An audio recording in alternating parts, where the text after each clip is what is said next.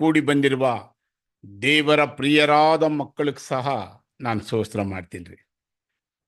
ಈ ದಿನ ನಾವೊಂದು ಚಿಕ್ಕ ಪಾಠವನ್ನು ನೋಡನ್ರಿ. ಈ ದಿನ ನಾವು ನೋಡುವಂಥ ಪಾಠದ ಹೆಸರು ಏನಪ್ಪ ಅಂದರೆ, ದೇವರು ತನ್ನ ಪ್ರಿಯರಾದ ಮಕ್ಕಳಲ್ಲಿ ಕೆಲವರಿಗೆ ಹೇಳುವಂಥ ಎಚ್ಚರಿಕೆಯ ಮಾತು. ನಿಮಗೆಲ್ಲ ಒಂದು ವಿಷಯ ಬಂದಿರಬೇಕಿಲ್ಲಿ. ಏನಂತ, ಇಲ್ಲಿ ಕುತ್ಕೊಂಡಿರೋರೆಲ್ಲ ದೇವರ ಪ್ರಿಯರಾದ ಮಕ್ಕಳು. ಆದರೆ ಈ ಪಾಠದ ಹೆಸರು ಏನಪ್ಪ ಅಂದರೆ, ದೇವರ ಪ್ರಿಯರಾದ ಮಕ್ಕಳಲ್ಲಿ ಕೆಲವರಿಗೆ ಹೇಳುವ ಎಚ್ಚರಿಕೆ ಮಾತು. ಕೆಲವರಿಗೆ ಯಾಕೆ, ಎಲ್ಲರಿಗೆ ಯಾಕೆ ಹೇಳಲ್ಲ ಅಂತ ಒಂದು ಪ್ರಶ್ನೆ ಬಂದಾಗ ಸ್ವಾಮಿ ಹೇಳ್ತಾರೆ, ಯೋಹಾನ 6ನೇ ಅಧ್ಯಾಯ 70ನೇ ವಚನದಲ್ಲಿ ಒಂದು ಮಾತು ಹೇಳ್ತಾರೆ ನೋಡ್ರಿ. ಅದಕ್ಕೆ ಯೇಸು, 12 ಮಂದಿಯಾದ ನಿಮ್ಮನ್ನು ನಾನು ಆರಿಸಿ ತೆಗೆದುಕೊಂಡೆನಲ್ಲವೋ, ನಿಮ್ಮಲ್ಲಿಯೂ ಒಬ್ಬನು ಸೈತಾನನ ಮಗನಾಗಿದ್ದಾನೆ ಅಂದನು. ಅವಾಗ ಇಂಥ ದೇವರ ಪ್ರಿಯರಾದ ಮಕ್ಕಳ ಜೊತೆ ನನ್ನಂಥ ಒಂದು ಸೈತಾನ್ ಕ್ಯಾರೆಕ್ಟರ್ ಇರೋಂಥವ್ರು ಕೂಡ ನಿಮ್ಮ ಜೊತೆ ಸೇರಿಕೊಂಡು ದೇವ್ರ ಮಗನ ಅನ್ನಿಸ್ಕೊಂಡು ಈ ಪಾಠ ಕೇಳುವಾಗ ಹೇಳ್ತಾರೆ, ದೇವ್ರಿಗೆ ಮಾತ್ರ ಗೊತ್ತು ಇಲ್ಲಿರೋರು ಯಾರ್ಯಾರು ಯಾವ್ಯಾವ ರೀತಿ ಅವ್ರ ಹೃದಯನ ನೋಡ್ತಾರೆ. ಹಾಗೆ ಇಲ್ಲಿ ಹೇಳುವಂಥ ದೇವರ ಪ್ರಿಯರಾದ ಮಕ್ಕಳಿಗೆ ಅದರಲ್ಲಿ ಕೆಲವರಿಗೆ ಹೇಳುವ ಎಚ್ಚರಿಕೆ ಮಾತು. ಆ ಕೆಲವರು ಒಳ್ಳೆ ಮಕ್ಕಳಾಗಿರ್ತಾರೆ. ಆ ಕೆಲವರು ಯಾರು ಅಂತ ಮುಂದಿನ ವಚನಗಳಲ್ಲಿ ಗೊತ್ತಾಗ್ತಿದೆ. ಈಗ ನಾವು ಪಾಠಕ್ಕೆ ಹೋಗನ್ರಿ. ಪಾಠಕ್ಕಂತ ಆರಿಸ್ಕೊಂಡಿರೋ ವಚನ ಯೋಹಾನ 15ನೇ ಅಧ್ಯಾಯ 10ನೇ ವಚನ ಹೋದ್ರಮ್ಮ. ನಾನು ನನ್ನ ತಂದೆಯ ಆಜ್ಞೆಗಳನ್ನು ಕೈಕೊಂಡು ನಡೆದು ಆತನ ಪ್ರೀತಿಯಲ್ಲಿ ನೆಲೆಗೊಂಡಿರುವ ಮೇರೆಗೆ ನೀವು ನನ್ನ ಆಜ್ಞೆಗಳನ್ನು ಕೈಕೊಂಡು ನಡೆದರೆ ನನ್ನ ಪ್ರೀತಿಯಲ್ಲಿ ನೆಲೆಗೊಂಡಿರುವಿರಿ ಅಂತ ಹೇಳ್ತಾರೆ. ಸ್ವಾಮಿ ತನ್ನ ಶಿಷ್ಯರಿಗೆ ಹೇಳ್ತಾರೆ, ಇವತ್ತು ನಮ್ಗೆ ಹೇಳ್ತಾರೆ. ನಾನು ನಿಮ್ಗೊಂದು ಮಾತು ಕೇಳ್ತೀನಿ, ಕೈಗೊಂಡು ನಡೆದ್ರೆ ಅವ್ರ ಪ್ರೀತಿಯಲ್ಲಿ ನೆಲೆಗೊಂಡಿರ್ತೀವಂತೆ. ಅವ್ರ ಪ್ರೀತಿಯಲ್ಲಿ ಇರ್ತೀವಿ ಅಂದ್ರೆ ಏನು, ಅವ್ರ ಪ್ರೀತಿಯಲ್ಲಿ ನೆಲೆಗೊಂಡಿರ್ತೀವಿ ಅಂದ್ರೆ ಏನು ಹೇಳ್ರಿ.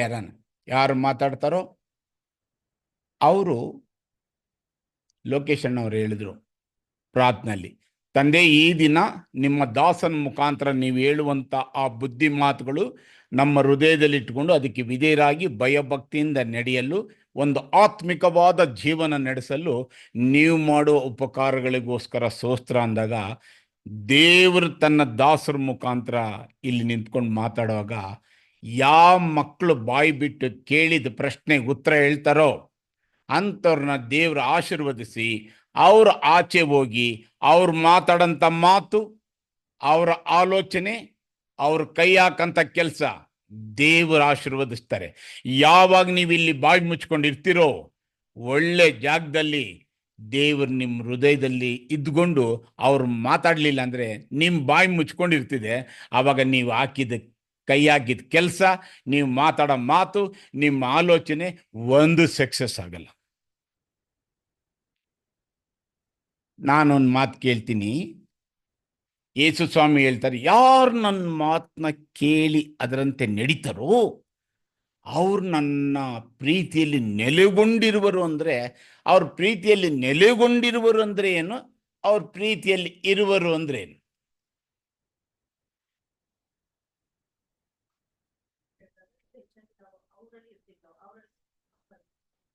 ಓಕೆಮ್ಮ.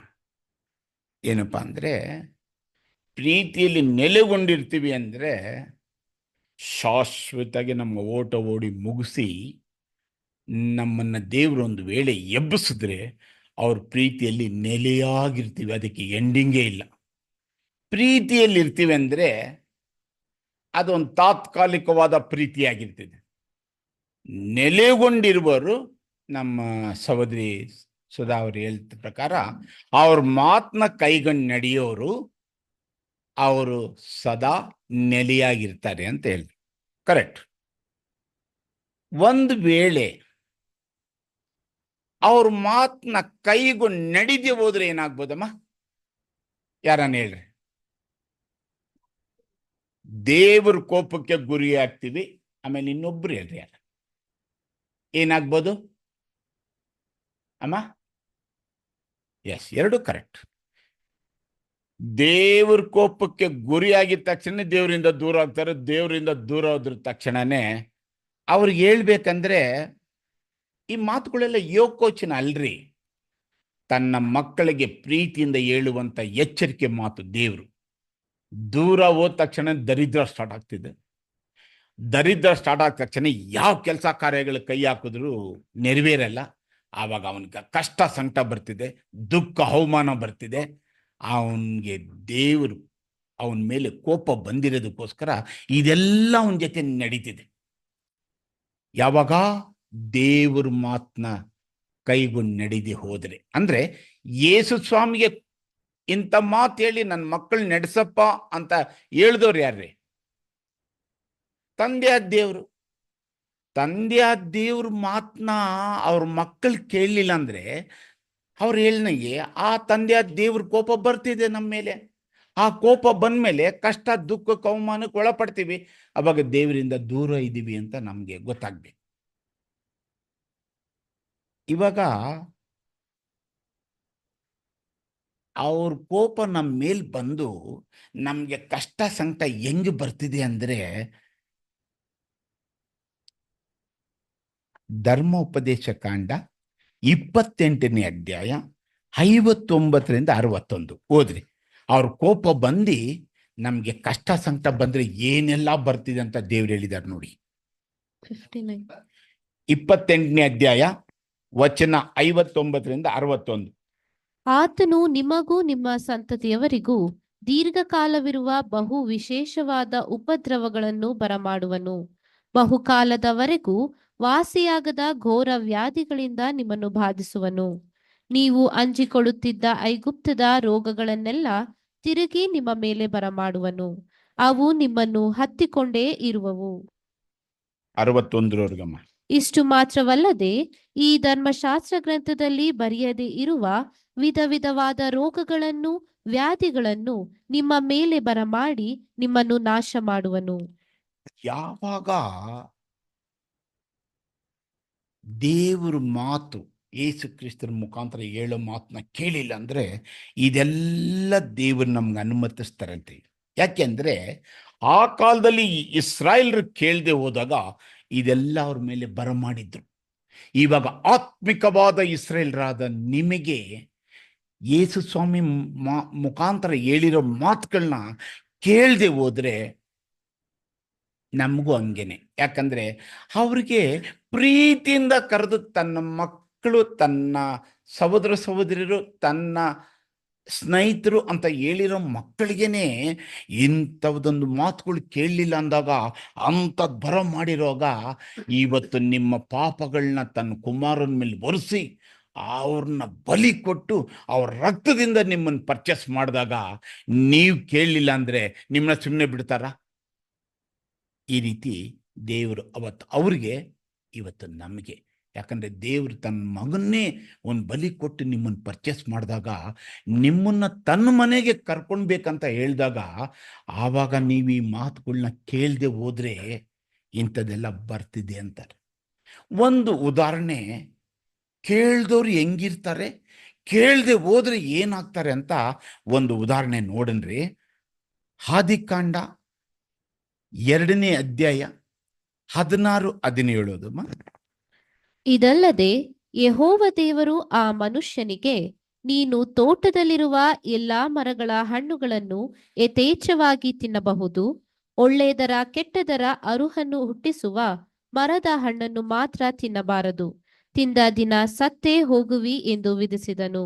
ಈ ರೀತಿ ಯಾವಾಗ ದೇವ್ರು ಈ ತೋಟದಲ್ಲಿರೋಂಥ ಹಣ್ಣುಗಳನ್ನೆಲ್ಲ ನೀನು ಎಚ್ಚೆತ್ತವಾಗಿ ತಿನ್ನಪ್ಪ ಅಂದಾಗ, ಆ ಮಾತನ್ನ ಕೇಳಿ ಅವರು ಸಂತೋಷವಾಗಿ ಅಲ್ಲಿರೋ ಹಣ್ಣುಗಳೆಲ್ಲ ಯಾವ ರೀತಿ ತಿನ್ಕೊಂಡು ಬಂದ್ರು, ಅವ್ರ ಆ ಮಾತು ಕೇಳೋವರೆಗೂ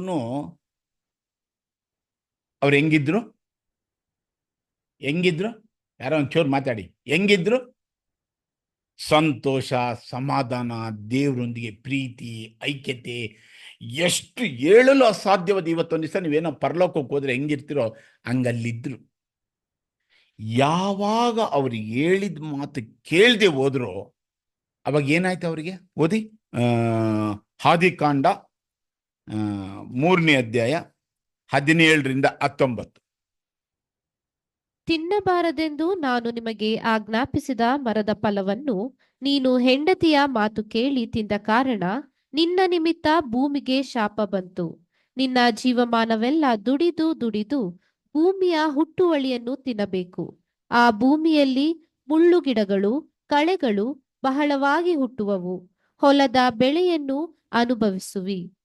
ಈ ರೀತಿ ಏದೇನ್ ತೋಟದಲ್ಲಿ ಸ್ವಾಮಿ ಹೇಳಿರೋ ಮಾತನ್ನ ಕೇಳ್ಕೊಂಡಿದ್ದಾಗ ಎಷ್ಟು ಸಂತೋಷ, ಸಮಾಧಾನದೊಂದಿಗೆ ಯಾವ ವಿಷಯದಲ್ಲೂ ಕೊರತೆ ಇಲ್ಲದೆ ತಂದೆಯಾದ ದೇವರೊಂದಿಗೂ ಯೇಸು ಕ್ರಿಸ್ತರೊಂದಿಗೂ ಅವರು ಭಾಳ ಚೆನ್ನಾಗಿದ್ದರು. ಆ ಮಾತು ಒಂದು ವೇಳೆ ಇವತ್ತಿನವರೆಗೂ ಅವ್ರು ಕೇಳ್ಕೊಂಡಿದ್ದಿದ್ರೆ ಇವತ್ತು ಹೆಂಗಿರ್ತಾ ಇದ್ದೀರಿ ನಾವು, ಅವರು ಈ ಪ್ರಪಂಚದಲ್ಲಿ ಹೆಂಗಿರ್ತಾ ಇದ್ದೀರಿ? ಹೇಳಲು ಅಸಾಧ್ಯವಾದಂಥ, ಅವತ್ತು ಹೆಂಗೆ ಆದಾಮ್ ಅವರು ಇದ್ರೋ ಅದೇ ಥರ ಅವ್ರ ಮಕ್ಕಳು ಕೂಡ ಇವತ್ತು ಇದ್ದಿರೋರು. ಯಾವಾಗ ಅವರು ಆ ಮಾತನ್ನ ಮೀರಿದಾಗ ಅವ್ರಿಗೇನು ಕಷ್ಟ, ದುಃಖ, ಸಂಕಟ ಬಂತೋ ಅವ್ರಿಗಾನ ಅಟ್ಲೀಸ್ಟ್ ಒಂದು ದಿವಸ ಲೈಫ್ ಇದೆ. ಇವತ್ತು ನಾವು ಕೇಳಿ ಆ ಮಾತು ಪ್ರಕಾರ ನಡಿದೆ ಹೋದ್ರೆ ಮುಂದೆ ನಮಗೊಂದು ಲೈಫ್ ಇಲ್ಲ ರೀ. ಇವಾಗೇನೆ ಆ ಲೈಫ್ ನಮಗೆ. ಯಾಕಂದರೆ ಕೇಳದೆ ನಡಿದೆ ಹೋದಾಗ ದೇವ್ರ ಕೋಪಕ್ಕೆ ಗುರಿಯಾಗಿ ಆ ಶಿಕ್ಷೆಗೆ ಒಳಪಟ್ಟವ್ರನ್ನ ದೇವ್ರ ಕ್ಷಮಿಸಿ ಕರುಣಿಸಿ ಅವ್ರ ಮಗನಿಗೆಲ್ಲ ಕಷ್ಟ, ಸಂಕಟ, ದುಃಖದಿಂದ, ಅವಮಾನದಿಂದ ನಡೆಸಿ ಅವ್ರ ಬಲಿ ಮುಖಾಂತರ ನಿಮ್ಮನ್ನು ಪರ್ಚೇಸ್ ಮಾಡಿದಾಗ ನಿಮ್ಗೊಂದು ಲೈಫ್ ಸಿಕ್ಕಿದೆ. ಇವಾಗ ಈ ಲೈಫ್ನ ನೀವು ಈ ಮಾತುಗಳನ್ನ ಕೈಗೊಂಡು ನಡೆಯೋದಾದರೆ ನಿಮ್ಗೆ ಎಂಥ ಒಂದು ಲೈಫ್ ಅಂತ ಗೊತ್ತಾ? ರೋಮ 2:7 ಹೇಳ್ತಾರೆ ಅಂಥ ಲೈಫ್ ಅಂತೆ ನಿಮಗೆ ನಡೆದ್ರೆ. ರೋಮ 2ನೇ ಅಧ್ಯಾಯ 7ನೇ ವಚನ. ಯಾರು ಪ್ರಭಾವ, ಮಾನ, ನಿರ್ಲಯತ್ವಗಳನ್ನು ಹೊಂದಬೇಕೆಂದು ಒಳ್ಳೆಯದನ್ನು ಬೇಸರಗೊಳ್ಳದೆ ಮಾಡುತ್ತಾರೋ ಅವರಿಗೆ ನಿತ್ಯ ಜೀವವನ್ನು ಕೊಡುವನು. ನೋಡಿ ಎಂತೆಂಥದ್ದು ಆ ಒಂದು ನಿತ್ಯ ಜೀವ ಎಲ್ಲಿ ಅವರು ಆದಾಮ್ ಕಳ್ಕೊಂಡ್ರೋ ಇವತ್ತು ಅವ್ರ ಮಕ್ಕಳಿಗೆ ಪುನಃ ಒಂದು ನಿತ್ಯ ಜೀವ. ಅದು ಎಂಥದ್ದು? ಪ್ರಭಾವ, ಮಾನ, ನಿರ್ಲಯತ್ವ ಹೊಂದುವಂಥ ಆ ಒಂದು ಪೋಸ್ಟಿಗೆ ನಮ್ಮನ್ನ ಕರೆದಿದ್ದಾರೆ ಅಂದಮೇಲೆ ನಮ್ಮಿಂದ ದೇವರು ಒಳ್ಳೆ ಕೆಲಸ ಏನು ಎದುರು ನೋಡ್ತಾರೆ ಅಂದರೆ ಒಂದೇ ಮಾತು, ನನ್ನ ಆಜ್ಞೆಗಳನ್ನು ನೀವು ಕೈಗೊಂಡು ನಡೆಯೋದಾದರೆ ನನ್ನ ಪ್ರೀತಿಯಲ್ಲಿ ನೀವಿರ್ತೀರ. ಆ ಪ್ರೀತಿನಲ್ಲಿ ನಿತ್ಯ ಜೀವ, ಆಮೇಲೆ ಅಂಥ ಒಂದು ಪೋಸ್ಟ್ ಆಗಿರ್ತೀರ. ಇದನ್ನ ನಾವು ಪಡೆಯೋಕ್ಕೋಸ್ಕರ ನಾವು ಯೇಸು ಕ್ರಿಸ್ತರು ಹೇಳುವಂಥ ಮಾತುಗಳನ್ನ ನಾವು ಕೇಳಬೇಕ್ರಿ. ಯೇಸು ಮೊದಲನೇದಾಗಿ ಇಷ್ಟೊಂದು ವಿಷಯ ತಿಳಿಸ್ಬಿಟ್ಟು ಇವಾಗ ಒಂದು ಮಾತು ಹೇಳ್ತಾರೆ. ನಿಮಗೆ ಹೇಳೋದೇನೆಂದರೆ 1 ಕೊರಿಂಥ್ಯ 5ನೇ ಅಧ್ಯಾಯ 8ನೇ ವಚನ ಹೇಳ್ತಾರೆ. ಈ ಮಾತನ್ನ ನೀವು ಯಾವ ರೀತಿ ನಡಿಬೇಡ ಅಂದಿದ್ನ ನೀವು ನಡೀತೀರೋ ನಡಿ. ಅಲ್ಲಿ ಹಣ್ಣು ತಿನ್ಬೇಡ, ತಿಂದ್ರೆ ಸಾಹಿತ್ಯ. ಇಲ್ಲಿ ಈ ವಚನ ಪ್ರಕಾರ ನೀನು ನಡಿಬೇಡ ಅಂತಾರೆ ನಮಗೆ. 1 ಕೊರಿಂಥ್ಯ 5ನೇ ಅಧ್ಯಾಯ 8ನೇ ವಚನ. ಆದ ಕಾರಣ ನಾವು ಹಳೇ ಹುಳಿಯನ್ನು, ಅಂದರೆ ದುರ್ಮಾರ್ಗತ್ವ, ದುಷ್ಟತ್ವ ಎಂಬ ಹುಳಿಯನ್ನು ಇಟ್ಟುಕೊಳ್ಳದೆ ಸರಳತೆ, ಸತ್ಯತೆ ಎಂಬ ಹುಳಿ ಇಲ್ಲದ ರೊಟ್ಟಿಯನ್ನೇ ತೆಗೆದುಕೊಂಡು ಹಬ್ಬವನ್ನು ಆಚರಿಸಬೇಕು. ನೋಡಿ, ಹಳೇ ಹುಳಿ ಅಂದರೆ ಸತ್ಯನೇ ತಿಳಿದೇ ಇಲ್ದಾಗ ಅಸತ್ಯನ ನಂಬಿಕೊಂಡು ಕಂಡ ದೇವರುಗಳಿಗೆಲ್ಲ ನಮ್ಮನ್ನು ಕಾಪಾಡ್ತಾರೆ ಅಂತ ಹೇಳ್ಕೊಂಡು ಆ ವಿಗ್ರಹ ಆರಾಧನೆಗಳು ಮಾಡುತ್ತಾ ಈ ಶರೀರದ ಇಚ್ಛೆಗಳನ್ನು ನೆರವೇರಿಸೋಕ್ಕೋಸ್ಕರ ಮಾಡಬಾರ್ದೆಲ್ಲ ಪಾಪ ಮಾಡ್ತಾ ಇದ್ವಿ. ಅದೊಂಥರ ಹುಳಿ. ದೇವರು ನಮ್ಮನ್ನ ಕರೆದು ಆದುಕೊಂಡು ಸತ್ಯನ ಕೊಟ್ಟು ತನ್ನ ಮಕ್ಕಳಾಗಿ ಅಂಗೀಕರಿಸುವಾಗ ನಮ್ಮಲ್ಲಿ ಹಳೇ ಆ ಗುಣ ಸ್ವಭಾವ ನಡೆ ನುಡಿ ಅಂತ ಒಂದು ಹಳೆ ಹುಳಿನ ಸಂಪೂರ್ಣವಾಗಿ ತೆಗೆದುಹಾಕ್ಬಿಟ್ಟು ಇವಾಗ ನೀವು ಏನು ಮಾಡಬಾರ್ದು ಅಂತ ಹೇಳಿದ್ರೆ ಇಂಥದ್ನ ಮಾಡಬೇಡ್ರಿ ಅಂತ ಹೇಳ್ಬಿಟ್ಟು ಇನ್ನೊಂದು ವಿಷಯ ಹೇಳ್ತಾರೆ. ಏನಂತ, ಅಂಥದ್ದು ಮಾಡಿದ್ರಿ ಅದನ್ನು ದೇವರು ಕ್ಷಮಿಸಿದ್ರು. ತನ್ನ ಮಕ್ಕಳಾಗಿ ಅಂಗೀಕರಿಸೋಸ್ಕರ ದೀಕ್ಷಾ ಸ್ಥಾನದ ಮುಖಾಂತರ ನಿಮ್ಮ ಸಂಪೂರ್ಣವಾಗಿ ಪಾಪಗಳು ತೊಳೆದು ನಿಮ್ಮನ್ನು ಪರಿಶುದ್ಧರು, ನಿರ್ದೋಷಿಗಳು, ನಿರಪರಾಧಿಗಳಾಗಿ ತನ್ನ ಸನ್ನಿಧಿಯಲ್ಲಿ ನಿಲ್ಲಿಸ್ಕೊಬೇಕಂತ ಹೇಳ್ಬಿಟ್ಟು, ಇಂಥದ್ದೊಂದು ಮಾಡಬೇಡ್ರಿ, ಇನ್ಮೇಲೆ ನೀವು ನನ್ನ ಮುಂದೆ ನಿಂತ್ಕೊಂಡು ನನ್ನ ಮಗನ ಪಕ್ಕದಲ್ಲಿ ಸಿಂಹಾಸನಲ್ಲಿ ಕೂತ್ಕೊಂಡು ಇಡೀ ಲೋಕಕ್ಕೆ ನೀವೊಂದು ನ್ಯಾಯ ತೀರ್ಸಂತ ಮಕ್ಕಳು ಆಗ್ಬೇಕಂದ್ರೆ ಇವಾಗ ನಾನು ಹೇಳೋ ಮಾತು ಪ್ರಕಾರ ನೀವು ನಡಿಬೇಡ್ರಿ ಅಂತಾರೆ. ಆ ಮಾತು ಏನು ಅಂದ್ರೆ, ಜ್ಞಾನೋಕ್ತಿ 6ನೇ ಅಧ್ಯಾಯ 16ರಿಂದ 19 ಓದ್ರಮ್ಮ.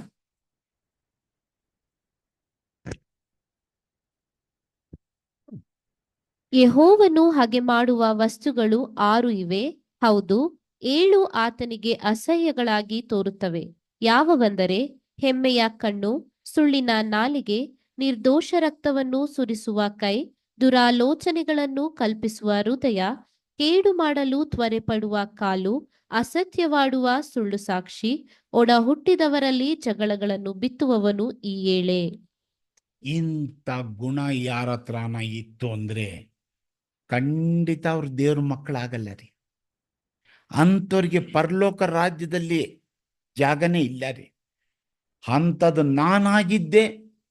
ಇವತ್ತು ಸ್ವಲ್ಪ ಸ್ವಲ್ಪ ಅಂಥದ್ರಲ್ಲಿ ನನ್ನಲ್ಲಿತ್ತು ಅಂದ್ರೂ ಅದನ್ನು ಸಂಪೂರ್ಣವಾಗಿ ತೆಗೆದುಹಾಕಿ ಆ ಮೋಸಕರವಾದ ದುರಾಸೆಗಳಿಂದ ಕೆಟ್ಟು ಹೋಗುವಂಥದ್ದನ್ನು ನಾನು ಬಿಟ್ಟರೆ ಮಾತ್ರ ನನಗೆ ದೇವರು ನಿತ್ಯ ಜೀವ ಕೊಡ್ತಾರೆ.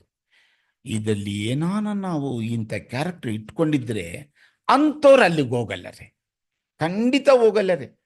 ಎಷ್ಟು ಬೇಗ ಅಂಥ ವಿಷಯಗಳಲ್ಲಿ ನಾವು ಮಾಡಿದರೆ ಪುನಃ ಪುನಃ ಸಾಯಂಕಾಲದ ಹೊತ್ತು ಕೈಕಾಲು ಮುಖ ತೊಳ್ಕೊಂಡು ಮಣಕಲ್ ಹಾಕಿ ಏಕಾಂತವಾದ ಕೋಣೆಯಲ್ಲಿ ಅಂತರಂಗದಲ್ಲಿ ಮಾಡಿದ್ದನ್ನು ಕ್ಷಮಾಪಣೆ ಬೇಡಬೇಕು.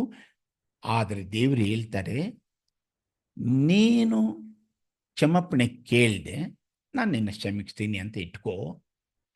ನೀನು ಬಂದು ರಾಜಣ್ಣನ ಮಗನಿಗೆ ಮಾಡಿಬಿಟ್ಟು ನನ್ನ ಹತ್ರ ಬಂದು ಕ್ಷಮಿಸು ಅಂದರೆ ಇದು ನ್ಯಾಯನಾ? ಯಾರ ಹತ್ರ ಮಾಡಿರ್ತೀವೋ ಅವ್ರ ಹತ್ರನೇ ಹೋಗಿ ಕ್ಷಮಾಪಣೆ ಕೇಳಬೇಕು. ಇದು ನ್ಯಾಯ. ಯಾಕಂದರೆ ದೇವ್ರು ಹೇಳ್ತಾರೆ, ನೀನು ಮತ್ತಾಯ 5:24 ಒಂದು ಮಾತು ಹೇಳ್ತಾರೆ, ನಿನ್ನ ಕಾಣಿಕೆಯನ್ನು ಆ ಯಜ್ಞವೇದಿಯ ಮುಂದೆಯೇ ಬಿಟ್ಟು ಹೋಗಿ ಮೊದಲು ನಿನ್ನ ಸಹೋದರನ ಸಂಗಡ ಒಂದಾಗು, ಆಮೇಲೆ ಬಂದು ನಿನ್ನ ಕಾಣಿಕೆಯನ್ನು ಕೊಡು. ಯಾರು ಏನು ತಪ್ಪು ಮಾಡಿದೀವೋ, ಏನು ಅವ್ರಿಗೆ ದ್ವೇಷ, ಕೋಪ, ಜಗಳ, ಸುಳ್ಳು ಯಾವ ರೀತಿ ಕ್ಯಾರೆಕ್ಟರಲ್ಲಿ ನಡ್ಕೊಂಡಿದ್ದೀವೋ ಫಸ್ಟು ಹೋಗಿ ಆ ವ್ಯಕ್ತಿ ಹತ್ರ ಸಾರಿ ಕೇಳು. ಆಮೇಲೆ ಬಂದು ನನಗೆ ಕಾಣಿಕೆಯನ್ನು ಸಮರ್ಪಿಸು ಅಂತಾರೆ. ಇವತ್ತು ಇಲ್ಲಿ ಬಂದಿರೋರೆಲ್ಲ ದೇವ್ರು ಹೇಳ್ತಾನೆ ಒಂದೊಂದು ಕಾಣಿಕೆ ಎತ್ಕೊಂಬನ್ರಿ ಅಂತಾರೆ. ಆ ಕಾಲದ ತರೋರು ನನ್ನಂತವನು ಪಾಪ ಮಾಡಿದಾಗ, ನನ್ನಂತವನು ಅರಿಕೆ ಮಾಡ್ಕೊಂಡಾಗ, ನನ್ನಂತವನಿಗೆ ಸಂತೋಷವಾಗಿರುವಾಗ ಒಂದೊಂದು ಕಾಣಿಕೆ ತೊಗೊಂಡೋಗಿ ಸಲ್ಲಿಸ್ತಾ ಇದ್ದೆ, ಕುರಿ, ಪಾರಿವಾಳ ಆ ಥರ. ಇವತ್ತು ಹೇಳ್ತಾರೆ ದೇವರು, ನೀನು ಮೊದಲು ಹೋಗಿ ನಿನ್ನ ಸಹೋದರ ಜೊತೆ ಒಂದಾಗ್ಬಿಟ್ಟು ಬಂದು ನಿನ್ನ ಕಾಣಿಕೆ ಸಲ್ಲಿಸು ಅಂದವ್ರೆ. ಇವಾಗ ನಾವೆಲ್ಲ ಒಂದೊಂದು ಕಾಣಿಕೆ ತಂದಿದ್ದೀವಿ. ಯಾರು ಹೇಳ್ತೀರ ನೋಡೋಣ, ನಾವೆಲ್ಲರೂ ಒಂದೊಂದು ಕಾಣಿಕೆ ತಂದಿದ್ದೀವೋ ತಂದಿಲ್ವಾ? ಈ ಒಂಚೂರು ಮಾತಾಡ್ರಮ್ಮ. ಸ್ಕೂಲಲ್ಲಿ ಏನಾನ ನಿಮಗೆ ಲಾಸ್ಟ್ ಮಾಸ್ ಕಾರ್ಡ್ ಇಂಥದ್ದು ಕೊಟ್ಬಿಟ್ಟು ಈ ಮಾಸ್ ಕಾರ್ಡ್ ಎತ್ಕೊಂಡೋಗಿ ಅಮೇರಿಕಲ್ಲಿ ಇಂಟ್ರ್ಗೆ ಹೋಗ್ರಿ, ಈ ಇಂಟರ್ನಲ್ಲಿ ಹಿಂಗೆ ನೋಡ್ತಾರೆ, ಮಾರ್ಕ್ಸ್ ಯಾರ್ದಿದೆಯೋ ಅವ್ರಿಗೆ ಡೈರೆಕ್ಟ್ ಅಪಾಯಿಂಟ್ಮೆಂಟು, ಮಾರ್ಕ್ಸ್ ಯಾರು ಕಮ್ಮಿ ಇದೆಯೋ ಅವರಿಗೆ ಬಂದ್ಬಿಟ್ಟು ಒಂದು ಇದು ಏನು ಅಪಾಯಿಂಟ್ಮೆಂಟ್ ಕೊಡೋಕೆ ಬಂತೀಯ, ಒಂದು ಇಂಟ್ರ್ಯೂ ಟೆಸ್ಟು. ಆ ಟೆಸ್ಟಲ್ಲಿ ಅವನು ಯಾರಾನ ನಿನಗೆ ಅಮೇರಿಕನಲ್ಲಿ ಕೆಲಸ ಕೊಡಬೇಕಂದ್ರೆ, ಏನಮ್ಮ ನಾನೊಂದು 2 ಮಾತು ಕೇಳ್ತೀನಿ, ನೀನು ಆನ್ಸರ್ ಕೊಡ್ತೀಯಮ್ಮ ಅಂದರೆ ಅವನು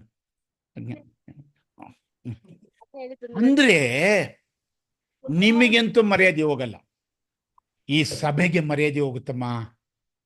ನಿಮ್ಮನ್ನ ಅದೇ ಕಷ್ಟ ಬಿದ್ದು ದುಃಖ ಪಟ್ಟು ಅವಮಾನ ಪಟ್ಟು ಕಣ್ಣೀರಿಟ್ಟು ತಂದೆ ತಾಯಿ ಆಸ್ತಿಗಳನ್ನ ಬೇಡ ಅಂತ ಬಿಟ್ಟು ನಾನು ದೇವ್ರಿಗೋಸ್ಕರ ಜೀವಿಸ್ತೀನಿ, ಅವ್ರಿಗೋಸ್ಕರ ನಾನು ಸಾಯ್ತೀನಿ, ನನ್ನ ಜೀವನ ನಾನು ಮಾಡ್ಕೊಂಡಿರೋ ಒಡಂಬಡಿಕೆ ಪ್ರಕಾರ ನಡೀತೀನಿ ಅಂತ ನಿಮ್ಮ ಸಭೆ ಹಿರಿಯ ಅಣ್ಣನಾದಂಥ ರಾಜು ಅಣ್ಣನವರು ಮಾಡಿದ ತ್ಯಾಗ ನಾವೆಲ್ಲ ಆ ಕಡೆ 300 ಜನ ಇದ್ರೂ ಸಂತೋಷ ಬೀಳ್ತಾ ಇದ್ದೀವಿ.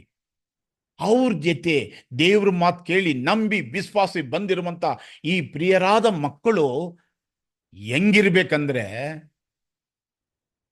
ಯೆಹೋವ ಸಿಂಹದ ಮರಿಗಳು. ಸಿಂಹ ಹೆಂಗೆ ಗರ್ಜನೆ ಹಾಕುತ್ತೋ ಅಟ್ಲೀಸ್ಟ್ ಆ ಮರಿ ಒಂಚೂರು ಗರ್ಜನೆ ಹಾಕಿದ್ರೆ ಒಂದು ಒಳ್ಳೆ ಸೌಂಡ್ ಇರ್ತದೆ ಇಲ್ಲಮ್ಮ, ನಿಮ್ಮ ಥರ ಇರ್ತಿದ?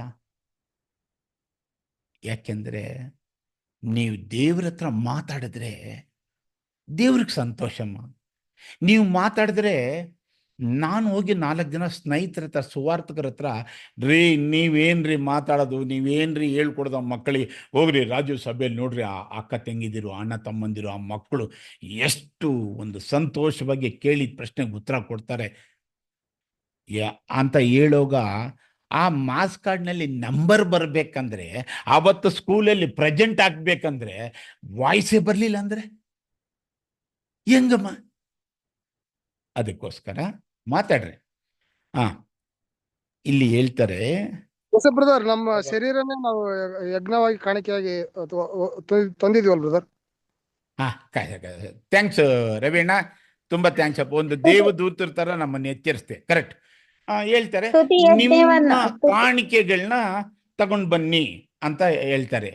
ಆತನ ಹತ್ರ ಹೋಗ್ಬಿಟ್ಟು ಒಂದಾಗ್ಬಿಟ್ಟು ನಿಮ್ ಕಾಣಿಕೆನ ತಗೊಂಡ್ ಬನ್ರಿ ಅಂದವ್ರೆ. ಇವತ್ತು ಪ್ರತಿಯೊಬ್ಬರು ಸ್ತುತಿ ಯಜ್ಞವನ್ನು ನಾವು ದೇವರಿಗೆ ಕಾಣಿಕೆಯಾಗಿ ಸಮರ್ಪಿಸ್ತೇವೆ. ಒಳ್ಳೇದಮ್ಮ. ಒಂದೊಂದು ಕಾಣಿಕೆ ತಗೊಂಡ್ ಬನ್ರಿ ಅಂದವ್ರೆ. ನಾವೆಲ್ಲ ಒಂದೊಂದು ಕಾಣಿಕೆ ತಂದಿದ್ದೀವಂತೆ. ಅವ್ರು ಹೇಳಿದ್ರು ಸ್ತುತಿ ಯಜ್ಞವನ್ನು ಅರ್ಪಿಸುವುದೇ ಅದು ಕಾಣಿಕೆನಾ ಅಣ್ಣ? ಯಜ್ಞ ಬೇರೆ, ಕಾಣಿಕೆ ಬೇರೆ. ಕರೆಕ್ಟ್. ಅಂತ ಕಾಣಿಕೆನ ದೇವರು ಅಂಗೀಕರಿಸ್ಬೇಕಂದ್ರೆ ಒಂದಾನೊಂದು ಕಾಲದಲ್ಲಿ ಕುರಿ ಕೊಡ್ತಾ ಇದ್ರು. ಆ ಕುರಿ ಕುಳ್ಳ ಕುಂಟ ಕಜ್ಜಿ ಇದ್ದಿದ್ರೆ ಆ ಕುರಿನ ದೇವ್ರು ಎಕ್ಸೆಪ್ಟ್ ಮಾಡ್ತಾರ? ಅಂತ ಕ್ಯಾರೆಕ್ಟ್ರು ಆ ಕಜ್ಜಿ, ಆ ಹುಣ್ಣು, ಆ ಕುಂಟ, ಆ ಕುಳ್ಳ ಎಲ್ಲ ಏನು ತೋರಿಸ್ತಿದೆ ಅಂತ ಹೇಳಿದ್ರೆ ದೇವರಿಗೆ ಅಸಹ್ಯಕರವಾದದ್ದು ಮಾಡಬೇಡ ಅನ್ನಿದ್ದು ಮಾಡ್ತೀವಲ್ಲ, ಅಂಥ ಕೆಲಸ ಮಾಡುವಾಗ ಅಂಥ ಕುರಿ ದೇವರಿಗೆ ಕಾಣಿಕೆಯಾಗಿ ಅಂಗೀಕರಿಸಕ್ಕಾಗಲ್ಲ. ಯಾಕಂದ್ರೆ ನೀವೆಲ್ಲ ಕುರಿಗಳು ಒಬ್ಬ ಕುರುಬ ಯೇಸು ಸ್ವಾಮಿ ಯಾವ ರೀತಿ ಪರಿಶುದ್ಧರಾಗಿದ್ದಾರೋ ಅದೇ ರೀತಿ ಇಲ್ಲಿರೋಂಥ ಕುರಿಗಳು ತಮ್ಮನ್ನೇ ಜೀವ ಬಲಿಯಾಗಿ ಅರ್ಪಿಸಕ್ಕೆ ಬಂದಿರುವಾಗ ಅಂಥ ಕುರಿಗಳನ್ನ ದೇವ್ರು ಓಕೆ ಮಾಡ್ಬೇಕಂದ್ರೆ ಅದು ಕುಳ್ಳ ಕುಂಟ ಕಜ್ಜೀರ ತಗೊಂತಾರೆ ನಮ್ಮ. ಅದೆಲ್ಲ ಏನು ತೋರಿಸ್ತಿದೆ ಅಂದ್ರೆ ಪಾಪಗಳನ್ನ ತೋರಿಸ್ತಿದ್ದ. ಅಂಥ ಪಾಪಗಳನ್ನ ಅಲ್ಲಿ ಜ್ಞಾನೋಕ್ತಿಯಲ್ಲಿ ಹೇಳ್ದಂಗೆ ಇಂತಿಂಥ ಕೆಲಸ ಮಾಡಬೇಡ್ರಿ, ಇಂಥ ಕೆಲಸ ಮಾಡಿದ್ರೆ ನನ್ನಿಂದ ದೂರ ಹೋಗ್ತೀರಾ, ನನ್ನಿಂದ ಕೋಪ ತಂದ್ಕೊಂಡು ಶಾಪಕ್ಕೊಳಪಡ್ತೀರಾ, ಅದಕ್ಕೋಸ್ಕರ ಅಂಥದ್ದು ಮಾಡಬೇಡಿ ಅಂತಾರೆ. ಅಂಥದ್ದು ಮಾಡದೇ ಇರೋದೇ ನೀವು ಮಾಡೋ ಒಳ್ಳೆ ಕೆಲಸ. ಯಾವಾಗ ನೀವು ಅಂಥ ಒಳ್ಳೆ ಕೆಲಸ ಮಾಡ್ತೀರಾ ಅಂಥ ಮಕ್ಕಳಿಗೆ ನಿತ್ಯ ಜೀವ ಅಂತೆ, ಎಲ್ಲರಿಗೂ ಅಲ್ಲಂತೆ. ಆವಾಗ ಸ್ವಾಮಿ ಹೇಳ್ತಾರೆ, ಇಂಥ ಮೋಸಕರವಾದ ದುರಾಸೆಗಳಿಂದ ಕೆಟ್ಟು ಹೋಗುವಂಥದ್ದು ಸಂಪೂರ್ಣವಾಗಿ ನಿಮ್ಮಿಂದ ತೆಗೆದಾಕ್ಬಿಡ್ರಿ. ಆವಾಗ ನೀವು ಪರಿಶುದ್ಧರು, ನಿರ್ದೋಷಿಗಳು, ನಿರಪರಾಧಿಗಳಾದಾಗ ನಿಮ್ಮನ್ನು ನನ್ನ ಸನ್ನಿಧಿಯಲ್ಲಿ ನಿಲ್ಲಿಸ್ಕೊತೀನಿ ಅಂತಾರೆ ಸ್ವಾಮಿ. ಅಂಥ ಕೆಲಸ ನಾವು ಮಾಡಕ್ಕೆ ಬಂದಿದ್ದೀವಿ. ಇವಾಗ ಸ್ವಾಮಿ ಹೇಳ್ತಾರೆ, ಒಂದು ವೇಳೆ ನಾನು ಹೇಳಿದ ಮಾತು ಕೇಳಿದ್ರೆ ನಿನಗೆ ನಿತ್ಯ ಜೀವ, ನಾನು ಹೇಳಿದ ಮಾತು ನೀ ಕೇಳಿಲ್ಲ ಅಂದರೆ ನನ್ನ ಕೋಪಕ್ಕೆ ಗುರಿಯಾಗಿ ಇಂಥ ಎಲ್ಲ ಶಿಕ್ಷೆ ಅಂತ ಹೇಳಿದ್ರು. ಒಂದು ವೇಳೆ ಏನನ ಆ ಮಗಳು ಹೇಳ್ದಂಗೆ ಯಾರು ಹೇಳಿದ್ರು ದೇವರಿಂದ ದೂರ ಆಗ್ತೀವಿ ಅಂತ. ಹೆಂಗಾಗ್ತೀವಿ ಅಂದರೆ ಅವ್ರ ಮಾತು ಕೇಳಲಿಲ್ಲ ಅಂದರೆ 1 ಸಾಮುವೇಲ್ 15ನೇ ಅಧ್ಯಾಯ 23ನೇ ವಚನದಲ್ಲಿ ಹೇಳ್ತಾರೆ ನೋಡಿ. ಅವಿಧೇಯತ್ವವು ಮಂತ್ರ ತಂತ್ರಗಳಷ್ಟೇ ಕೆಟ್ಟದ್ದಾಗಿರುವುದು, ಹಠವು ಮಿಥ್ಯಾ ಭಕ್ತಿಯು ವಿಗ್ರಹಾರಾಧನೆಗೂ ಸಮನಾಗಿರುವುದು. ಏನೋ ಚೂರಮ್ಮ. ನೀವು ಯೆಹೋವನ ಮಾತನ್ನು ತಳ್ಳಿಬಿಟ್ಟದ್ದರಿಂದ ಆತನು ನಿನ್ನನ್ನು ಅರಸುತನದಿಂದ ತಳ್ಳಿಬಿಟ್ಟಿದ್ದಾನೆ ಎಂದು ನುಡಿದನು. ಅರಸುತನದಿಂದನೇ ತಳ್ಳಿಬಿಡ್ತಾರಂತೆ. ಒಂದು ದಿವಸ ಅಲ್ಲಿ ಸಿಕ್ಕಂತ ಪೋಸ್ಟ್ನ ಸಿಗ್ದಿಲ್ದಂಗೆ ಇವತ್ತೇ ತಳ್ಳಿಬಿಡ್ತಾರ ಅವರು. ಇವತ್ತು ನಮ್ಮ ಮನೆಯಲ್ಲಿ ಅನ್ನ ಸಾರು, ಊಟ, ಬಟ್ಟೆ, ನಿದ್ರೆ ಇವೆಲ್ಲ ನಮಗೊಂದು ಅರಸುತನ. ಊಟ ಇಲ್ಲ, ಬಟ್ಟೆ ಇಲ್ಲ, ನಿದ್ರೆ ಇಲ್ಲ, ಸರಿಯಾದ ಒಂದು ಮನೆ ಕೂಡ ಇಲ್ಲ ಅಂದರೆ ಅಂಥ ಕಷ್ಟ ದುಃಖದಲ್ಲಿ ನಮ್ಮನ್ನ ಯಾಕೆ ಇಕ್ಕಿದ್ದಾರೆ ಅಂದರೆ, ನನ್ನ ಮಾತನ್ನ ನೀವು ಕೈಗೊಂಡು ನಡೆಯೋದಾದರೆ ನಿಮಗೆ ಏನು ಬೇಕಂತ ನನಗೆ ಗೊತ್ತು. ನೀವು ಕೇಳಕ್ಕೆ ಮುಂಚೆ ನಾನು ಕೊಡ್ತೀನಿ.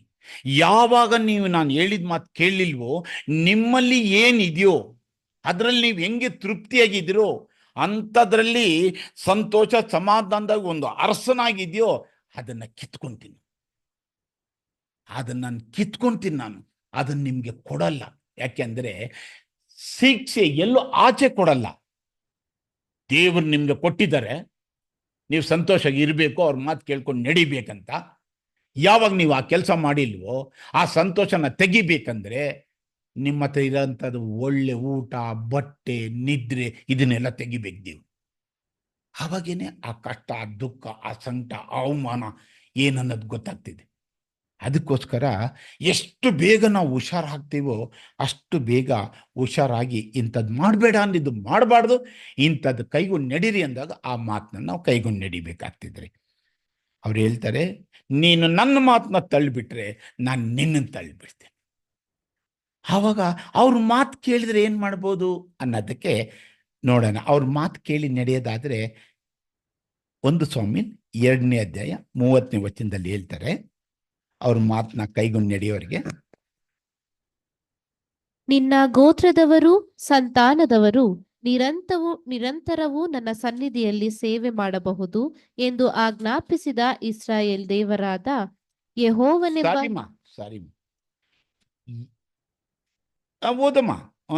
ಓದಮ್ಮ.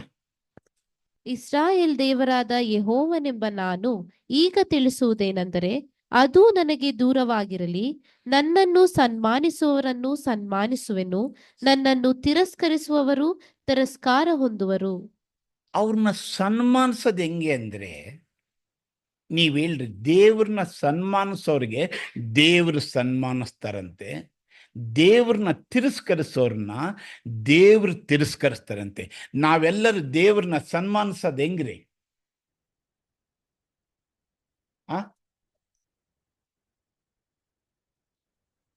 ಈ ಮಾತುಗಳನ್ನ ಮಾಡಬೇಡ ಅಂದಿದ್ದ ಬಿಟ್ಬಿಟ್ಟು ಹೇಳಿದ ಮಾತು ಪ್ರಕಾರ ನಡೆಯದೆ ಅವ್ರನ್ನ ನೀವು ಸನ್ಮಾನಿಸ್ದಂಗೆ.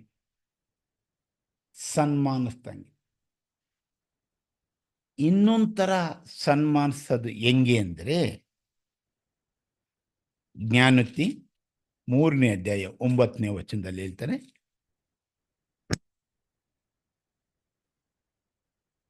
ನಿನ್ನ ಆದಾಯದಿಂದಲೂ ಬೆಳೆಯ ಪ್ರಥಮ ಫಲದಿಂದಲೂ ಯೆಹೋವನನ್ನು ಸನ್ಮಾನಿಸು.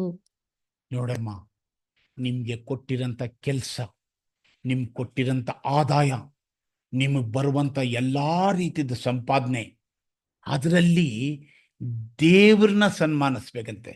ನಮಗೆ ಬಂದಿರೋ ಆದಾಯ, ಸಂಬಳ ಅಥವಾ ಇನ್ನೊಂದರಲ್ಲಿ ದೇವ್ರನ್ನ ಹೆಂಗೆ ಸನ್ಮಾನಿಸ್ಬೇಕ್ರಿ?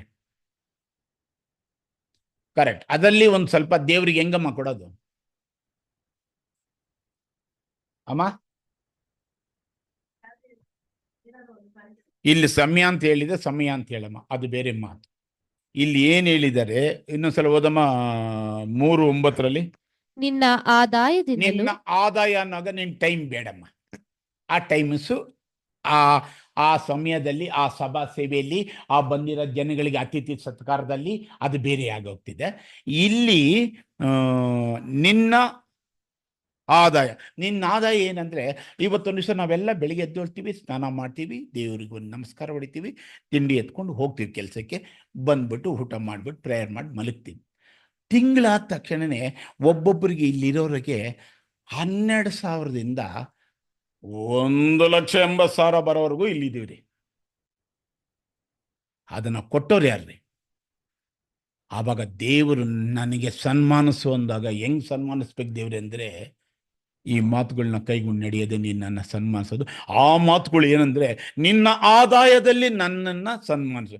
ನಿನ್ನ ಆದಾಯದಲ್ಲಿ ಆತನ ಸನ್ಮಾನಿಸೋದು ಹೆಂಗೆ ಅಂತ ಹೇಳಿದ್ರೆ, ಯಾರೆಲ್ಲ ಹೋಗಿ ಇಂಥ ಮಕ್ಕಳನ್ನ ಆದುಕೊಂಡು ಅವ್ರ ದಾರಿಯಲ್ಲಿ ನಡೆಸ್ತಾರೋ ಆ ಸೇವೆ ಮಾಡೋರಿಗೆ, ಆ ಸೇವೆಯಲ್ಲಿ ಪಾಲುಗಾರರಾಗದೆ ನೀವು ಏನೇ ಅಂತ ಒಂದು ಸಹೋದರ ಮಾಡಿದ್ರೆ ಅವ್ರಿಗೆ ಮಾಡ್ದಂಗೆ. ಇವಾಗ ಉಷಾ ಸಿಸ್ಟರ್ಗೆ ಹೇಳ್ತೀನಿ, ಇನ್ನೊಂದು ಮಗಳಿಗೆ ಹೇಳ್ತೀನಿ, ಹೋಗಮ್ಮ ಸುವಾರ್ತೆ ಸಾರ್ರಿ, ಜನಗಳನ್ನ ಸೇರಿಸ್ರಿ, ದೇವ್ರ ಚಿತ್ರ ಪ್ರಕಾರ ನಡೆಸ್ರಿ. ಆಗುತ್ತೇನಮ್ಮ? ಹಾಗಲ್ಲ. ಯಾರು ಮಾಡ್ತಾರಂತ ಹುಡುಕೊಂಡು ನಮ್ಮ ಸಭೆಗಳಲ್ಲಿ ಅಂತ ಕೆಲಸ ಮಾಡ್ತಾ ಇರುವಾಗ ಅದರಲ್ಲಿ ನಮ್ಮ ಪಾಲೇನು? ದೇವ್ರು ಹೇಳಿರೋ ಮಾತು ಇದಲ್ವಾ? ಅದರಲ್ಲಿ ನಾವು ಅವ್ರ ಜೊತೆ ಪಾಲುಗಾರಾದಾಗ ನಮ್ಮ ಆದಾಯದಲ್ಲಿ ಅದನ್ನು ಕೊಟ್ಟು ಮಾಡಿಸೋಗ ನೀನು ದೇವ್ರನ್ನ ಸನ್ಮಾನಿಸ್ತಾ ಇದೆಯಾ, ದೇವರು ನಿನ್ನ ಸನ್ಮಾನಿಸ್ತಾರೆ. ದೇವರು ನಿನ್ನ ಹಿಂಗೆ ಸನ್ಮಾನಿಸ್ತಾರೆ ಅಂದರೆ, ಧರ್ಮೋಪದೇಶ ಕಾಂಡ 15ನೇ ಅಧ್ಯಾಯ 11ನೇ ವಚನದಲ್ಲಿ ಹೇಳ್ತಾರೆ, ದೇಶದಲ್ಲಿ ಯಾವಾಗಲೂ ಬಡವರು ಇರುವರಷ್ಟೇ. ಆದದರಿಂದ ನೀವು ಸ್ವದೇಶದವರಾದ ಬಡವರಿಗೂ ಗತಿಯಿಲ್ಲದವರಿಗೂ ಕೈ ನೀಡಿ ಸಹಾಯ ಮಾಡಬೇಕೆಂದು ಆಜ್ಞಾಪಿಸಿದ್ದೇನೆ. ಯಾವುದಮ್ಮ ಓದೆ? ಧರ್ಮೋಪದೇಶ ಕಾಂಡ 15:10. ಇನ್ನೊಂದ್ಸಲ ಓದಮ್ಮ. ದೇಶದಲ್ಲಿ ಯಾವಾಗಲೂ ಬಡವರು ಇರುವರಷ್ಟೇ. 10 ಓದಮ್ಮ. ನೀವು ಕೊಡುವಾಗ ಬೇಸರಗೊಳ್ಳದೆ ಉದಾರವಾದ ಮನಸ್ಸಿನಿಂದಲೇ ಕೊಡಬೇಕು. ಇದರಿಂದ ನಿಮ್ಮ ದೇವರಾದ ಯೆಹೋವನು ನಿಮ್ಮ ಎಲ್ಲಾ ಕೆಲಸಗಳಲ್ಲಿಯೂ ಪ್ರಯತ್ನಗಳಲ್ಲಿಯೂ ನಿಮ್ಮನ್ನು ಅಭಿವೃದ್ಧಿ ಪಡಿಸುವನು. ನಾವು ಅಭಿವೃದ್ಧಿ ಪಡಕ್ಕಾಗತ್ತಾ? ನಾವು ಮಾಡೋ ಕೆಲಸನ ತಾಕತ್ತಿಂದ ಮಾಡೋಕ್ಕಾಗ್ತಿದ? ಅದು ದೇವ್ರ ಶಕ್ತಿ ಕೊಡ್ತಾರೆ, ದೇವ್ರು ಅದನ್ನು ಆಶೀರ್ವದಿಸ್ತಾರೆ. ದೇವ್ರು ನಮ್ಮನ್ನ ಅಭಿವೃದ್ಧಿ ಪಡಿಸಿದ ಮೇಲೆ ಆ ಕೈನಲ್ಲಿ ಬರೋಂಥ ಸಂಪಾದನೆ ಆದಾಯದಲ್ಲಿ ಅವ್ರನ್ನ ಸನ್ಮಾನಿಸ್ಬೇಕಂದ್ರೆ, ಅವ್ರ ಸೇವೆ ಯಾರು ಮಾಡ್ತಾ ಇದ್ದಾರೆ ಅಂಥ ಸೇವೆಯಲ್ಲಿ ನಾವು ಪಾಲುಗಾರರಾಗೋದಾದರೆ ಹೇಳ್ತಾರೆ, ನೀನು ಏನು ಮಾಡಿದ್ಯೋ ಅದು ನನಗೆ ಸಾಲ ಕೊಟ್ಟಿದ್ಯಾ, ನನಗೆ ಸಾಲ ಕೊಟ್ಟ ಮೇಲೆ ನಾನು ನಿನಗೆ ಬಡ್ಡಿ ಹಾಕಿ ಕೊಡ್ತೀನಿ. ನಾನು ನಿನಗೆ ಬಡ್ಡಿ ಹಾಕಿ ಕೊಡೋದು ಹೆಂಗಂದರೆ, ನೀನು ಮಾಡೋ ಆಲೋಚನೆ, ನೀನು ಹಾಕೋ ಕೆಲಸ, ಅದನ್ನು ನಾನು ಅಭಿವೃದ್ಧಿ ಪಡಿಸ್ತೀನಿ. ಎಂಥ ಮಾತ್ರ ಇವತ್ತು ತಂದೆ ತಾಯಿ, ಅಕ್ಕ ತಂಗಿ, ಅಣ್ಣ ತಮ್ಮ, ಬಂಧು ಬಳಗ, ಈ ಪ್ರಪಂಚನೇ ನಮ್ಗೇನು ಮಾಡಲ್ಲ. ನಮ್ಮನ್ನು ಸೃಷ್ಟಿ ಮಾಡಿರೋ ದೇವರು ನಮ್ಮ ಜೊತೆ ಇಂಥ ವಾಗ್ದಾನ ಮಾಡಿದಾಗ, ಅವ್ರು ಹೇಳಿದ ಪ್ರಕಾರ ನಡೆಯೋಗ ಆ ಮಾತು ನಮಗೆ ನೆರವೇರದೆ ಹೋಗ್ತಾರ? ಅಂತ ನಂಬಿಕೆ ವಿಶ್ವಾಸವುಳ್ಳ ಮಕ್ಕಳು ಅವ್ರು ಹೇಳಿದ ಪ್ರಕಾರ ಮಾಡಬೇಕು. ಮಾಡಿದ್ರೆ ಅದು ಒಳ್ಳೆ ಕೆಲಸ ಅಂತೆ, ಅಂಥವ್ರಿಗೆ ನಿತ್ಯ ಜೀವ. ಮಾಡಬೇಡ ಅಂದಿದ್ದು ಮಾಡಬಾರ್ದು ಅಷ್ಟೆ. ಇಂಥ ಒಂದು ಒಳ್ಳೆ ಮಾತುಗಳನ್ನ ಯಾರು ಕೈಗೊಂಡು ನಡೀತಾರೋ ಅಂಥವ್ರನ್ನೇ ದೇವ್ರು ಪ್ರೀತಿಸ್ತಾರೆ ಹೊರತು ಎಲ್ಲರನ್ನೂ ಅಲ್ಲ. ಇವಾಗ ಒಬ್ಬರನ್ನ ಪ್ರೀತಿ ಮಾಡ್ತೀವಿ ಅಂತ ಇಟ್ಕೊಳ್ಳಿ, ಅವ್ರಿಗೆ ನಾವು ಹೆಂಗಮ್ಮ ಪ್ರೀತಿ ಮಾಡ್ತೀವಿ? ಯಾವ ಥರ ನಾನು ಪ್ರೀತಿ ಮಾಡ್ತಾ ಇದ್ದೆ ಅಂತ ಅವ್ರು ತಿಳ್ಕೊತಾರೆ ಅಷ್ಟೇ ರೀ. ಇವಾಗ ನಾನು ರಾಜಣ್ಣ ಪ್ರೀತಿ ಮಾಡ್ತೀನಿ. ಯಾಕೆ? ಎಲ್ಲೋ ಇದ್ದವನಿಗೆ ಬಾರಯ್ಯ, ನಿನ್ನ ಅನುಭವ, ನಿನ್ನ ಎಕ್ಸ್ಪೀರಿಯನ್ಸು, ನೀನೇನು ತಿಳ್ಕೊಂಡಿದ್ಯಾ, ನೀನೇನು ಅರ್ಥ ಮಾಡ್ಕೊಂಡಿದ್ಯಾ, ಅದು ನಮ್ಮ ಮಕ್ಕಳ ಮುಂದೆ ಹಂಚ್ಕೋ. ಆ ಮಕ್ಕಳು ಯಾವುದಾನಾದಲ್ಲಿ ಒಂದೋ ಎರಡೋ ವಿಷಯಗಳು ಹೃದಯದಲ್ಲಿ ಇಟ್ಕೊಂಡು ಇದನ್ನ ಎತ್ತಿ ನೋಡಿ, ಹೌದಲ್ಲ ಇದು ಜೋಸೆಫ್ ಅಂಕಲ್ದು ಮಾತಲ್ಲಲ್ಲ, ಇದು ದೇವರು ಬರೆಸಿದ್ದಾರೆ, ಮತ್ತು ಇದರ ಪ್ರಕಾರ ನಾನು ನಡೆದ್ರೆ ಈ ಥರನೇ ನನಗಾಗುತ್ತಲ್ಲ ಅಂತ ಹೇಳೋ ವಿಷಯಗಳನ್ನ ಹಂಚ್ಕೊಳ್ಳೆ ಅನ್ನೋಗ, ಅಂತ ತೋರಿಸಿರೋ ಪ್ರೀತಿನ ಇನ್ನೊಬ್ರಿಗೆ ಇನ್ನೊಂದೊಂದು ಥರ ತೋರಿಸೋಗ ಪ್ರೀತಿನ. ನಮ್ಮ ಕೆಲಸ ಅವ್ರನ್ನ ಪ್ರೀತಿಸ್ತೀವಿ ಅಂತ ಅವ್ರು ತಿಳ್ಕೊಬೇಕಂದ್ರೆ ಅವ್ರ ಕೆಲಸದಲ್ಲಿ ನಾನು ಪಾಲ್ಗಾರ ಆದರೆ ಮಾತ್ರ. ಕ್ರಿಯೆ ಇಲ್ಲದ ಪ್ರೀತಿ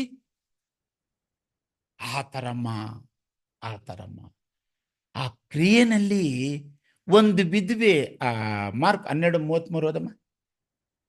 ಸರಿ, 12:33, 43.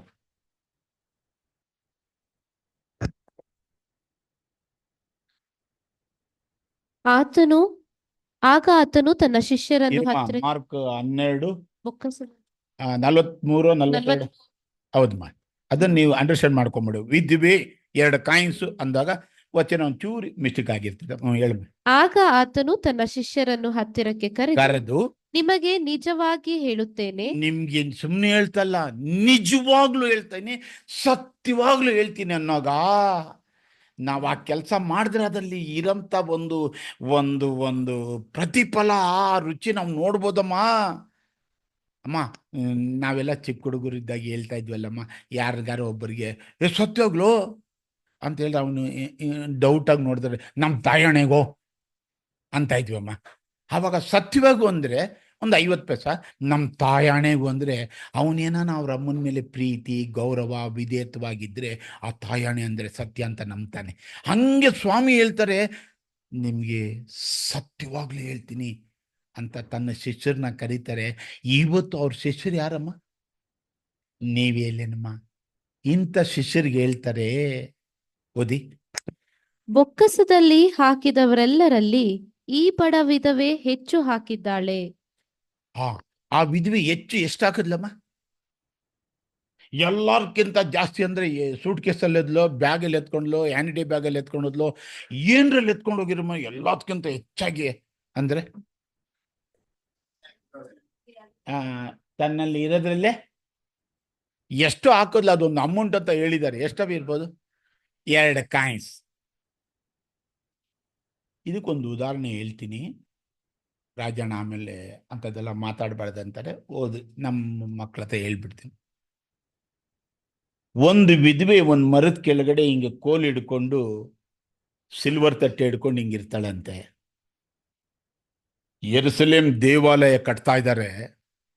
ಒಂದಾನೊಂದು ಕಾಲದಲ್ಲಿ ನೀವೆಲ್ಲ ಚಿಕ್ಕ ಮಕ್ಕಳಿದ್ದಾಗ ಹಿಂಗೆ ಡಂಗೂರ ಬಾರಿಸೋರು. ಹಿಂಗೆ ಅನ್ಕೊಂಡು ಬಂದು, ಕೇಳ್ರಪ್ಪ ಕೇಳ್ರಿ, ಇಂಥದ್ದು ನಡೀತಿದೆ ಅನ್ನೋ ಹಿಂಗೆ ಡಂಗೂರ ಬಾರಿಸ್ಕೊಂಬರು. ಹಂಗೆ ಡಂಗೂರ ಬಾರಿಸ್ಕೊಂಬರ್ತಾ ಇದ್ದಾರೆ. ಬನ್ರಪ್ಪ ಯೋಧರೇ, ಯೆರೂಸಲೇಮ್ ದೇವಾಲಯ ಕಟ್ತಾ ಇದ್ದೀರಿ, ಅದಕ್ಕೆ ಬೇಕಾದಷ್ಟು ನಿಮ್ಗೆ ಅನುಕೂಲ ಇದ್ದಷ್ಟು ಸಂತೋಷವಾಗಿ ಸಮಾಧಾನದಾಗೆ ನೀವು ಬಂದ್ಬಿಟ್ಟು ನಿಮ್ಮ ಇದ್ದಷ್ಟರಲ್ಲಿ ಒಂಚೂರು ಕೊಡಿ ಆ ದೇವಾಲಯ ಕಟ್ಟಕ್ಕೆ ಅಂದಾಗ ಎಲ್ಲರೂ ಬಂದು ಒಂಟೆ ಮೇಲೆ, ಕುದುರೆ ಮೇಲೆ, ಕತ್ತೆ ಮೇಲೆ ತೊಗೊಂಡೋಗಿ ಹಾಕ್ತಾ ಇರ್ತಾರೆ. ಬೆಳ್ಳಿ ಚಿನ್ನ ಎಲ್ಲ ಇರೋರು. ಈ ವಿಧವೆ ಯೋಧಳು. ವಿಧವೆ ಅಂದರೆ ಗಂಡ ಇಲ್ದೋಳು.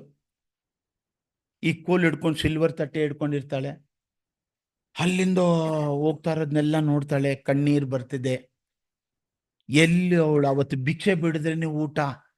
ಇಂಥ ಪರಿಸ್ಥಿತಿಯಲ್ಲಿ ಇದ್ದಾಗ ಅವಳು ಹೃದಯದಲ್ಲಿ ಅಂತಾರೆ, ನಾನು ಯೋಧಳು, ನಾನು ಚಿಕ್ಕ ವಯಸ್ಸಿಂದ ನಾನು ಕೂಡ ಈ ವಯಸ್ಸಿಗೆ ಬಂದು ನನ್ನ ಜೀವನನೇ ದೇವ್ರಿಗೆ ಗೊತ್ತು. ನಾನು ಇಂಥ ಪರಿಸ್ಥಿತಿಯಲ್ಲಿದ್ದೀನಿ, ನಾನು ಯಾವ ಸಂಪಾದನೆಯೂ ಇಲ್ಲ.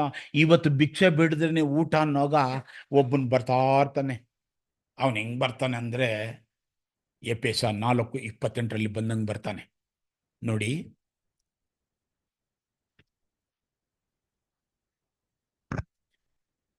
ಕಳವು ಮಾಡುವವನು ಇನ್ನು ಮೇಲೆ ಕಳವು ಮಾಡದೆ ಕೈಯಿಂದ ಯಾವುದೊಂದು ಒಳ್ಳೆ ಉದ್ಯೋಗವನ್ನು ಮಾಡಿ ದುಡಿಯಲಿ, ಆಗ ಕಷ್ಟದಲ್ಲಿರೋರಿಗೆ ಕೊಡುವುದಕ್ಕೆ. ಒಬ್ಬನು ಒಳ್ಳೆ ಕೆಲಸ ಮಾಡಿ ಕಷ್ಟ ಬಿದ್ದು ಒಂಚೂರು ಎತ್ಕೊಂಡು ಹೆಂಡತಿ ಮಕ್ಕಳಿಗೆ ಗಂಜಿಗೆ ಅಂತ ಹೋಗುವಾಗ ಈ ವಿಧವೆನ ನೋಡ್ತಾನೆ. ನಾನು ಬಂದಿರೋ ಕಾಸಲ್ಲಿ ನನ್ನ ಮನೆಗೆ ಹೊಟ್ಟೆ ಬಟ್ಟೆಗೆ ಜೀವನಕ್ಕೆ ಅಂತ ತಗೊಂಡೋಗುವಾಗ ಆ ಒಂದು ಯೆರೂಸಲೇಮ್ ದೇವಾಲಯಕ್ಕೆ 2 ಕಾಸು ಹಾಕ್ಬಿಟ್ಟು ಉಳಿದಿದ್ದು ಎತ್ಕೊಂಡು ಹೋಗೋಣ ಅನ್ನೋಗ ಈ ವಿಧವೆ ನಿಂತವಳೆ. ಈ ವಿಧವೆಗೆ ಈ 2 ಕಾಸು ಹಾಕಿದ್ರೆ ಒಂದು ಇಡ್ಲಿ ವಡೆ ಕಾಫಿ ಬರ್ತಿದೆ, ನಾನು ಕೈನಲ್ಲಿ ನೆಕ್ಸ್ಟ್ ನೋಡ್ಕೊಳೋಣ ಅಂತ ಹೇಳ್ಬಿಟ್ಟು ದೇವಾಲಯಕ್ಕೆ ಹಾಕದೆ 2 ಕಾಸನ್ನ ವಿಧವೆಗೆ ಹಾಕ್ಬಿಡ್ತಾಳೆ. ಅವನು ಹೋಗ್ಬಿಡ್ತಾನೆ.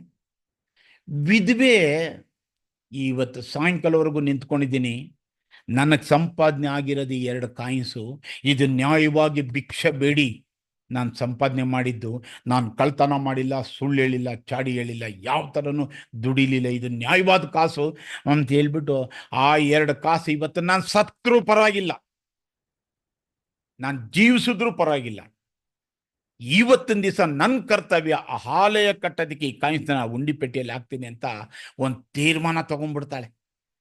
ಹೆಂಗೆ ತಗೊಂತಾಳೆ ಅಂದರೆ ಅಪೊಸ್ತಲರು ಪೌಲ್ ಹೇಳ್ತಾರೆ ಫಿಲಿಪ್ಪಿಯ 1:20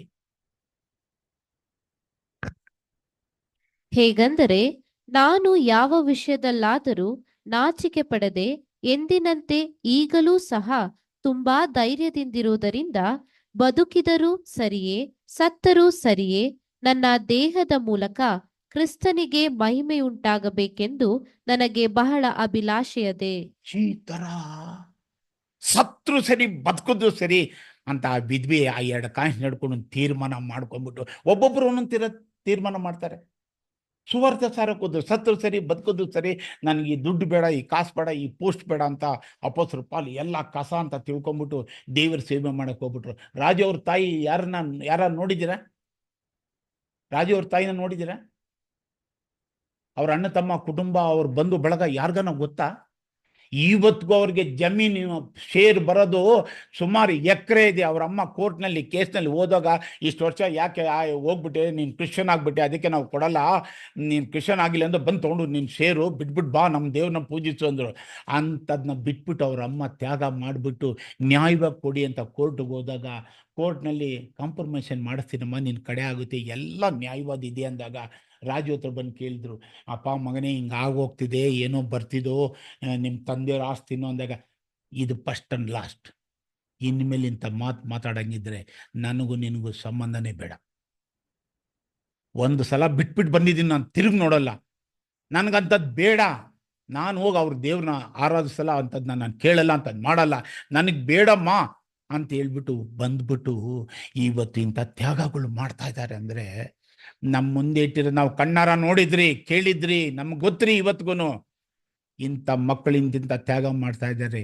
ಅವ್ರ ಮುಂದೆ ಎಲ್ಲ ನಾವೆಲ್ಲ ಏನಿಲ್ಲ ರೀ ಅಂತ ತ್ಯಾಗ ಮಾಡುವಾಗ ನೋಡ್ರಿ ಇವತ್ತು ಹಿಂಗೆ ಸಂಪಾದನೆ ಮಾಡಿದ್ದಾರೆ. ನಮ್ಮಲ್ಲಿ 10 ಲಕ್ಷ ರೂಪಾಯಿ ಸಂಪಾದನೆ ಮಾಡೋರು ಇದ್ದಾರೆ, 8 ಲಕ್ಷ ಮಾಡೋರು ಇದ್ದಾರೆ, 6 ಲಕ್ಷ ಮಾಡೋರು ಇದ್ದಾರೆ. ಅವ್ರ ಕೈಯಲ್ಲಿ ಒಂದು ಮಾತು ಹೇಳಿ ಒಬ್ಬನ್ನ ಕರ್ಕೊಂಬರಕ್ಕೆ ಇವತ್ತವರೆಗೂ ಆಗ್ತಾ ಇಲ್ಲ. 50 ವರ್ಷದ ಬೈಬಲ್ ಸ್ಟೂಡೆಂಟ್ ರೀ. ಹೆಂಗಿದೆ ವಿಷಯಗಳಂತ ಹೇಳಿದ್ರೆ ಅದನ್ನ ಕರೆಕ್ಟಾಗಿ ಅರ್ಥ ಮಾಡ್ಕೊಂಡವರು ಅವರ ಆ ತೀರ್ಮಾನ ಮಾಡೋಗ ಇವತ್ತು ಹಿಂಗಿರ್ತೀನಿ ಅಂತ ಅವ್ರ ಕನ್ಸಲ್ಲೂ ನೆನ್ಸಿಲ್ಲ ರೀ. ಅವತ್ತು ಅವ್ರ ತೀರ್ಮಾನ ಮಾಡೋಗ 15-20 ವರ್ಷಗಳ ಹಿಂದೆ ಅಂಥದನ್ನ ಇವತ್ತು ದೇವ್ರಿ ಇಂಥ ಒಂದು ಆಲಯದಲ್ಲಿ ಹಿಂಗೆ ಕುಂಡಿಸಿ ಅವ್ರು ಯಾವಾಗಲೂ ಹೇಳೋದು, ನನ್ನ ಬಗ್ಗೆ ನೀನೇನು ಮಾತಾಡಬಾರ್ದು ಅಂತ ಎಲ್ಲ ಕಡೆ ಹೇಳ್ತಾರೆ. ಬಂದ್ಬಿಡ್ತಿದ್ರಿ ಲೈನು. ಯಾಕಂದ್ರೆ ಒಬ್ಬರನ್ನ ಎಕ್ಸಾಂಪಲ್ ಎತ್ಕೊಬೇಕು. ಈರುಬಾಯಿ ಅಂಬಾಣಿದು ಎತ್ಕೊಂಡ್ಲಾ, ಟಾಟಾ ಬಿರ್ಲದ್ ಎತ್ಕೊಂಡ್ಲಾ, ಇಲ್ಲ ಇನ್ನೊಬ್ರದ್ದೇನು ಅವ್ರಿಗೂ ನಿಮ್ಗೆ ಏನು ಸಂಬಂಧ? ಅವ್ರಿಗೂ ನಿಮ್ಗೆ ಏನು ಗೊತ್ತು? ನಿಮ್ಮಲ್ಲಿರೋರು ಇಂಥ ತ್ಯಾಗ ಮಾಡಿದ್ದಾರೆ ಅಂದರೆ ನಿಮ್ಮ ತ್ಯಾಗಗಳು ಹೆಂಗಿರ್ಬೇಕು, ನನ್ನ ತ್ಯಾಗ ಹೆಂಗಿರ್ಬೇಕಂತ ನಾವೆಲ್ಲ ಕುತ್ಕೊಂಡು ವಾದಿಸಕ್ಕೆ ಬಂದಿದ್ದೀವಿ ಇಲ್ಲಿ, ಅಲ್ಲೇನ್ಮ? ಹಂಗಿರುವಾಗ ಈ ವಿದ್ವೆ ತಗೊಂಡೋಗ್ಬಿಟ್ಟು ತನ್ನ ಇಡ್ಲಿ ವಡೆ ತಿನ್ನೋದನ್ನ ಊಟ ಇಲ್ಲಾಂದ್ರೂ ಪರಲ್ಲ ಅಂತ ತಗೊಂಡೋಗಿ ಆ ಉಂಡಿ ಪೆಟ್ಟಿಯಲ್ಲಿ ಹಾಕ್ಬಿಡ್ತಾರೆ. ದೇವಾಲಯ ಎಲ್ಲ ಕಟ್ಬಿಟ್ರು. ಒಬ್ಬೊಬ್ರು ಹಾಕೋಗಿ ಒಂದು ರಿಸಿಪ್ಟ್ ಕೊಡ್ತಾರೆ.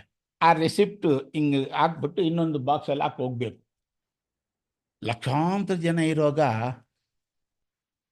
ಇವತ್ತು ಕುಪ್ಪಳ್ಸನ ಇದು ಯಾರ ಹೆಸರು ಬರ್ತಿದ್ದೋ ಅವ್ರ ಕೈನಲ್ಲಿ ಟೇಪ್ ಕಟ್ ಮಾಡ್ಸೋಣ ಅಂತ ಹೇಳ್ಬಿಟ್ಟು ಆ ಉಂಡಿಗೆ ಹಾಕ್ದವ್ರದ್ದು ಹೆಸರೆಲ್ಲ ಒಂದು ಪಟ್ಟಿ ಎತ್ಕೊಂತಾರೆ.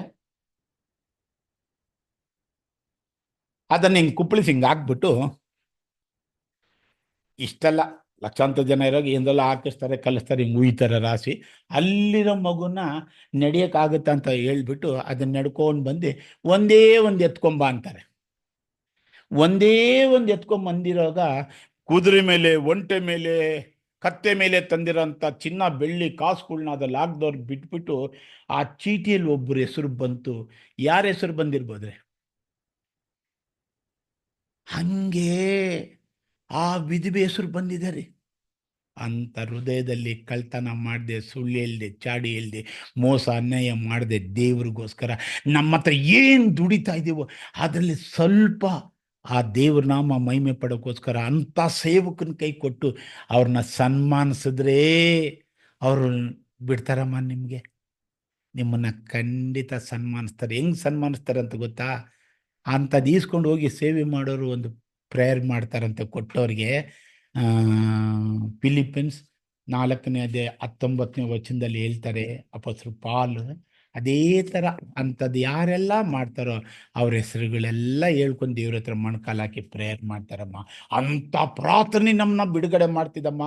ಸುಮ್ಮನೆ ನಾವು ಮಾಡಿದ್ರೆ ಆಗಲ್ಲಮ್ಮ. ಹೌದಮ್ಮ.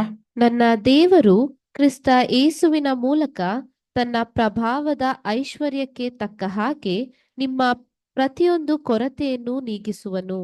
ಯಾರು ಹೇಳ್ತಾರೆ? ಅಪೊಸ್ತಲರು ಪಾಲ್ ಹೇಳ್ತಾ ಇದ್ದಾರಮ್ಮ. ಇವತ್ತು ನಮ್ಮ ಕಾಲದಲ್ಲಿ ನಮ್ಮ ಜೊತೆ ಇದ್ದಂಥ ಸೇವಕರು ಸಹೋದರಗಳು ಹೋಗಿ ಅಂತ ಸೇವೆ ಮಾಡೋಗ ಅವರು ಕೊಟ್ಟಾಗ ಅವ್ರ ಪ್ರಯಾಣದಲ್ಲಿ ಕೊಟ್ಟವ್ರಿಗೆ ದೇವ್ರ ಹತ್ರ ಬೇಡ್ತಾರಮ್ಮ.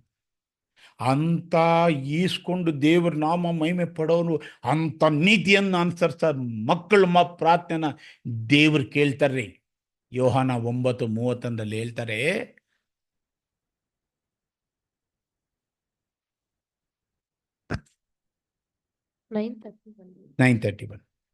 ಭಕ್ತಿಹೀನರ ಪ್ರಾರ್ಥನೆಯನ್ನು ದೇವರು ಕೇಳುವುದಿಲ್ಲ. ಯಾವನು ಭಕ್ತನಾಗಿದ್ದು ಆತನ ಚಿತ್ತದಂತೆ ನಡೆಯುತ್ತಾನೋ ಅವನ ಪ್ರಾರ್ಥನೆಯನ್ನು ಕೇಳುತ್ತಾನೆಂದು ಬಲ್ಲೆವು. ಅವ್ರ ಪ್ರಾರ್ಥನೆ ಕೇಳ್ತಾರಮ್ಮ. ಸುವಾರ್ತೆ ಸಾರಕ್ಕೆ ಹೋಗೋಗ ಅವ್ರ ಕೈನಲ್ಲಿ ಏನೋ ಒಂಚೂರು ಕೊಟ್ಟು ಕಳಿಸ್ದಾಗ ಅವರು ಆ ಸೇವೆಯಲ್ಲಿ ಅದನ್ನು ಹಾಕ್ಕೊಂಡು ಪಾಲು ಹಾಕ್ಕೊಂಡು ಹೋಗುವಾಗ ಅವ್ರ ರೋಡಲ್ಲಿ ನನಗೆ ನಿನ್ನಾಮದಲ್ಲಿ ಇಂಥವನ್ನ ಕೆಲಸ ಮಾಡೋಕ್ಕೆ ಆ ಸಹೋದರಿ ಆ ಸಹೋದರ ನನಗೆ ಸಹಾಯ ಮಾಡಿದ್ದಾರೆ, ನಿನ್ನ ಐಶ್ವರ್ಯಕ್ಕೆ ತಕ್ಕ ಹಾಗೆ ಅವರು ಕೊರತೆಯನ್ನು ನೀನು ಸಹಾಯ ಮಾಡಿ ನೀಗಿಸಪ್ಪ ಅಂದರೆ ಅಂಥ ನೀತಿವಂತರ ಪ್ರಾರ್ಥನೆ ಕೇಳ್ತಾರಂತೆ. ಬರೇ ನನ್ನಂಥವನು ಸುಣ್ಣ ಹಚ್ಚಿದ ಸಮಾಧಿ ಥರ ಹೊರಗೆ ನೋಡಿದ್ರೆ ಚೆನ್ನಾಗಿದ್ದುಬಿಟ್ಟು ಒಳಗಡೆ ಸತ್ತೋಗಿರೋ ಎಲುಬುಗಳ ಥರ ಇರೋಂಥ ಇಂಥವನ ಪ್ರಾರ್ಥನೆ ಅವ್ರು ಕೇಳಲ್ಲಮ್ಮ. ಭಕ್ತಿಹೀನರ ಪ್ರಾರ್ಥನೆ ಕೇಳಲ್ಲ.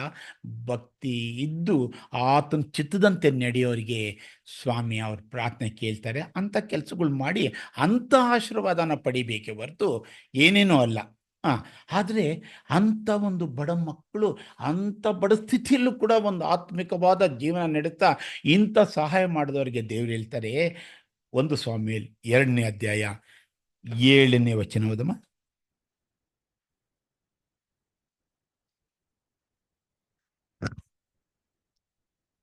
ಬಡತನ ಸಿರಿತನಗಳನ್ನು ಕೊಡುವವನು, ತಗ್ಗಿಸುವವನು, ಹೆಚ್ಚಿಸುವವನು ಯೆಹೋವನೇ. ಸಾಕಮ್ಮ. ಯಾವಾಗ ಇದ್ರೂ ಕೂಡ ಕೊಡದೆ ಹೋದ್ರು ಅವನ್ನ ತಗ್ಗಿಸ್ಬಿಡ್ತಾರಮ್ಮ. ಕೊಡದೆ ಹೋದ್ರು ಅಂದರೆ ಒಳ್ಳೆ ಕೆಲಸಗಳನ್ನ ಸಂತೋಷ ಮಾಡಲಿಲ್ಲ ಅಂದರೆ ಅವನ ಹತ್ರ ಇರೋದು ಕಿತ್ಕೊತಾರೆ, ಅವನ್ನ ತಗ್ಗಿಸ್ತಾರಮ್ಮ. ಯಾರು ಇರೋದ್ರಲ್ಲೇ ಇಂಥ ಕೆಲಸಗಳು ಮಾಡಿ ದೇವ್ರ ಹತ್ರ ಒಂದು ಭಯ ಭಕ್ತಿಯಿಂದ ಅವ್ರ ಮಾತಿಗೆ ವಿಧೇಯರಾಗ್ತಾರೋ ಅಂಥವ್ರನ್ನ ಹೆಚ್ಚಿಸ್ತೀನಿ ಅಂತ ಬರೆದವ್ರಲ್ಲಮ್ಮ. ಇಂಥ ವಾಗ್ದಾನಗಳು ನಮ್ಗಮ್ಮ. ಹೆಂಗೆ ಮಾಡೋರಿಗೆ ಸ್ವಾಮಿ ಹೇಳ್ತಾರೆ 2 ಕೊರಿಂಥ 9ನೇ ಅಧ್ಯಾಯ 10-13.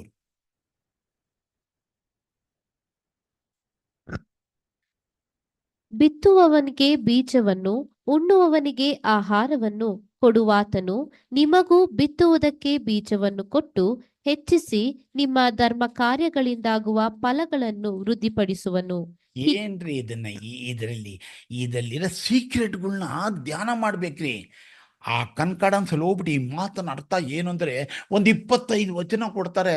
ಆ ವಚನಗಳನ್ನ ಓದಿದ್ರೆ ಆ ಮಾತು ಮೇಲೆ ನಂಬಿಕೆ ವಿಶ್ವಾಸ ಇಕ್ಕಿದ್ರೆ ಅವನ ಕೈ ತುಂಬ ಕಾಸು, ಬಾಯಿ ತುಂಬ ಊಟ, ಶರೀರ ತುಂಬ ಬಟ್ಟೆ, ಕಣ್ ತುಂಬ ನಿದ್ದೆ, ಅವನ ಕಾಲ್ ಕೆಳಗಡೆ ಕಾಸಿರ್ತದೆ. ಅವನ ಕಾಲ್ ಕೆಳಗಡೆ ಕಾಸು ಹೆಂಗಿರ್ತದಮ್ಮ? ಅವನ ಕಾಲ್ ಕೆಳಗಡೆ ಕಾಸು ಅಂತ ನಾನು ಹೇಳಿದೆ, ಹೆಂಗಿರ್ತದಮ್ಮ? ಬ್ರದರ್ ನೀವು ಹೇಳಿದ್ದು ಎಲ್ಲ ಹೇಳಿದ್ರೆ ಹೊಟ್ಟೆ ತುಂಬ ಊಟ, ಮೈ ತುಂಬ ಬಟ್ಟೆ, ಕಣ್ ತುಂಬ ನಿದ್ದೆ, ಅದು ದೇವ್ರು ಕೊಡ್ತಾರೆ. ನಿನ್ನ ಕಾಲ್ ಕೆಳಗೆ ಕಾಸು ಒಂದಲ್ಲ. ಯಾಕೆ ಅಂದರೆ ನಾನು ಎಲ್ಲೋ ಒಂದು ಕಡೆ ಹೋಗಿರ್ತೀನಮ್ಮ, ನಾನು ಕೆಲಸ ಮಾಡಿಬಿಟ್ಟು ಒಂದು ಸ್ವಲ್ಪ ಹಣ ಕೊಡ್ತಾರೆ. ಸಡನ್ನಾಗಿ ತಂದು ಎಲ್ಲೋ ಇಕ್ಬಿಟ್ರೆ ಬೆಳಿಗ್ಗೆ ಮರ್ತೋಗ್ಬಿಡ್ತೀನೇನೋ, ಅಕಸ್ಮಾತ್ ಎಲ್ಲೋ ಇಕ್ಬಿಟ್ರೆ ಯಾರೋ ಬಂದು ಕಸ ಹೊಡಿಯೋಳು ಎತ್ಕೊಂಡ್ಬಿಡ್ತಾಳೇನೋ, ಎಲ್ಲೋ ಬಂದು ಇಕ್ಕಿದ್ರೆ ನಮ್ಮ ಮಕ್ಕಳೇ ಸ್ವಲ್ಪ ಎತ್ಕೊಂಡ್ಬಿಡ್ತಾರೇನೋ ಅಂದ್ಬಿಟ್ಟು ಏನು ಮಾಡಿಬಿಡ್ತೀನಿ, ನಾನು ಹಾಸಿಗೆ ಕೆಳಗೆ ಇಟ್ಬಿಡ್ತೀನಿ, ಮಲಿಕ್ಕೊತೀನಿ, ನಾನು ಕಾಲು ಅದ್ರ ಮೇಲೆ ಇಕ್ಕಿರ್ತೀನಿ, ಕಾಲು ಕೆಳಗಡೆ ತಾನೇ ಇರ್ತದೆ. ಇದು ನನ್ನ ಅನುಭವ ಎಕ್ಸ್ಪೀರಿಯನ್ಸ್ ಹೇಳ್ದಮ್ಮ. ಆವಾಗ ಅಂಥ ಒಂದು ವಿಷಯಗಳಲ್ಲಿ ಹಿಂಗೆ ನಡೆಸ್ತೀನಿ ಅಂತ ಹೇಳೋರೆ, ಹತ್ತರಲ್ಲಿ ಹೇಳಿದಾರಲ್ಲ, ಅವನ ಧರ್ಮ ಕಾರ್ಯನ ದೇವರು ಅಭಿವೃದ್ಧಿ ಪಡಿಸ್ತೀನಿ ಅಂದಾಗ, ಅವನ ನೀತಿಯ ಫಲ ಸದಾ ಕಾಲ ಇರ್ತದೆ ಅಂದಾಗ, ಇಲ್ಲಿ ಬದುಕಿದಂಗೆ ಇಕ್ಕಿರ್ತಾರೆ. ನೀವು ಹೋದ್ಮೇಲೆ ಅಲ್ಲೂ ಕೂಡ ಆ ಕೆಲಸ ಮಾಡಿಸ್ತಾರೆ. ಈ ಮಾತುಗಳನ್ನ ನಂಬಲಿಲ್ಲ ಅಂದರೆ ನಮ್ಮ ತಾಕತ್ತು, ನಮ್ಮ ನೋಟ, ನಮ್ಮ ಬಾಯಿ ಮಾತು, ನಮ್ಮ ಚಿಂತೆ ನಾಶ. ಮಣ್ಣು, ಹುಳ, ಧೂಳು. ದೇವ್ರು ಹೇಳಿದ ಪ್ರಕಾರ ನಡೆಯೋದಾದ್ರೆ ಅವ್ರ ಮಾತು ನಮ್ಮ ಜೊತೆ ನೆರವೇರ್ತದಮ್ಮ. ಯಾವಾಗ ಈ ಬಡವರನ್ನ ಧೂಳಿನಿಂದ ಎಬ್ಬಿಸಿ ಒಂದು ಲೆವೆಲ್ ಜನಗಳ ಮುಂದೆ ಇಕ್ತಾರೆ ಅಂದರೆ, ಯಾರ್ಯಾರ ಮಕ್ಕಳು ಒಳ್ಳೊಳ್ಳೆ ಕೆಲಸ ಮಾಡ್ತಾರೋ ಅಂಥ ಮಕ್ಕಳನ್ನ ಇಂಥ ವಾರ್ತೆ ಮುಖಾಂತರ 4 ಜನ ಮುಂದೆ ಹಂಚ್ಕೊತಾರೆ. ಆವಾಗ ದೊಡ್ಡವರು ಇದ್ದಾರೆ, ಚಿಕ್ಕವರು ಇದ್ದಾರೆ, ಎಲ್ಲ ಇದ್ದಾರೆ. ಅಮ್ಮ ಕೊಡೋದಕ್ಕೆ ಅಷ್ಟೊಂದು ಕೊಡ್ಬೇಕನ್ನೋದೇನಿಲ್ಲ, ನಮ್ಮ ಶಕ್ತಿಗೆ ಅಂತ. ಇಂಥ ಕೆಲಸ ಮಾಡೋರಿಗೆ ಸ್ವಾಮಿ ಹೇಳ್ತಾರೆ 2 ಕೊರಿಂಥ 9:13 ಈ ಸಹಾಯದಿಂದ ತೋರಿ ಬಂದ ನಿಮ್ಮ ಯೋಗ್ಯ ಭಾವವನ್ನು ಅವರು ನೋಡುವಾಗ, ನೀವು ಮಾಡಿದ್ದ ಪ್ರತಿಜ್ಞೆಗೆ ಸರಿಯಾಗಿ ಕ್ರಿಸ್ತನ ಸುವಾರ್ತೆಯನ್ನು ಅನುಸರಿಸಿದ್ದರಿಂದಲೂ ತಮಗೂ ಎಲ್ಲರಿಗೂ ನೀವು ಉದಾರವಾಗಿ ಸಹಾಯ ಮಾಡಿದ್ದರಿಂದಲೂ ದೇವರನ್ನು ಕೊಂಡಾಡುವರು. ಆವಾಗ ನಿಮ್ಮ ನೀತಿಯ ಫಲ ಸದಾ. 9ನೇ ವಚನವಾದ ಮೊದಲೇ 2 ಕೊರಿಂಥ 9:9 ಉಪಕಾರಿಯ ವಿಷಯದಲ್ಲಿ ಅವನು ಬಡವರಿಗೆ ಧಾರಾಳವಾಗಿ ಕೊಟ್ಟನು, ಅವನ ನೀತಿಯ ಫಲವು ಸದಾಕಾಲವೂ ಇರುವುದು. ಇಂಥ ಒಂದು ವಿಷಯಗಳು ದೇವರು ತನ್ನ ಮಾತು ಕೇಳೋರಿಗೆ ಯೇಸು ಸ್ವಾಮಿ ಮುಖಾಂತರ ಹೇಳ್ತಾರೆ. ನನ್ನ ಮಾತನ್ನ ಕೈಗೊಂಡು ನಡೆಯೋದಾದರೆ ನನ್ನ ಪ್ರೀತಿಯಲ್ಲಿ ನೆಲೆಗೊಂಡಿರ್ತೀರ. ನೀವು ಈ ವಿಷಯಗಳಲ್ಲಿ ನಿಮ್ಮ ಕೈಲಲ್ಲಿ ಇದ್ದಷ್ಟು ನಿಮ್ಮ ಶಕ್ತಿಗೆ ಅನುಸಾರವಾಗಿ ಸಂತೋಷವಾಗಿ ಕೊಡೋದಾದರೆ ಇದೇ ದೇವ್ರ ಚಿತ್ತ. ಇಂಥ ದೇವ್ರ ಚಿತ್ತ ಯಾರು ನೆರವೇರಿಸ್ತಾರೋ, ನಡೀತಾ ಇದ್ದಾರೋ ಅಂಥವ್ರಿಗೆ ಯೇಸು ಸ್ವಾಮಿ ಹೇಳ್ತಾರೆ ಮತ್ತಾಯ 12:50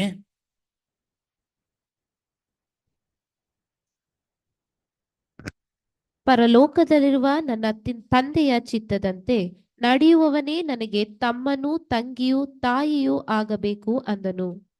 ತಂದೆಯಾದ ದೇವರ ಚಿತ್ತದಂತೆ ನಡೆಯುವವನೇ ನನಗೆ ತಂಗಿ ತಮ್ಮ ಅಂದಾಗ ಏನ್ರಿ ದೇವ್ರ ಚಿತ್ತ? ಕರೆಕ್ಟಾಗಿ ಹೇಳ್ರಿ, ಯಾರು ಹೇಳ್ತಾರೆ? ದೇವ್ರ ಚಿತ್ತದಂತೆ ನಡೆಯೋನು ನನಗೆ ತಂಗಿ ತಮ್ಮ ಅಂದ್ರು. ಏನ್ರಿ ಆ ದೇವ್ರ ಚಿತ್ತ ಅಮ್ಮ?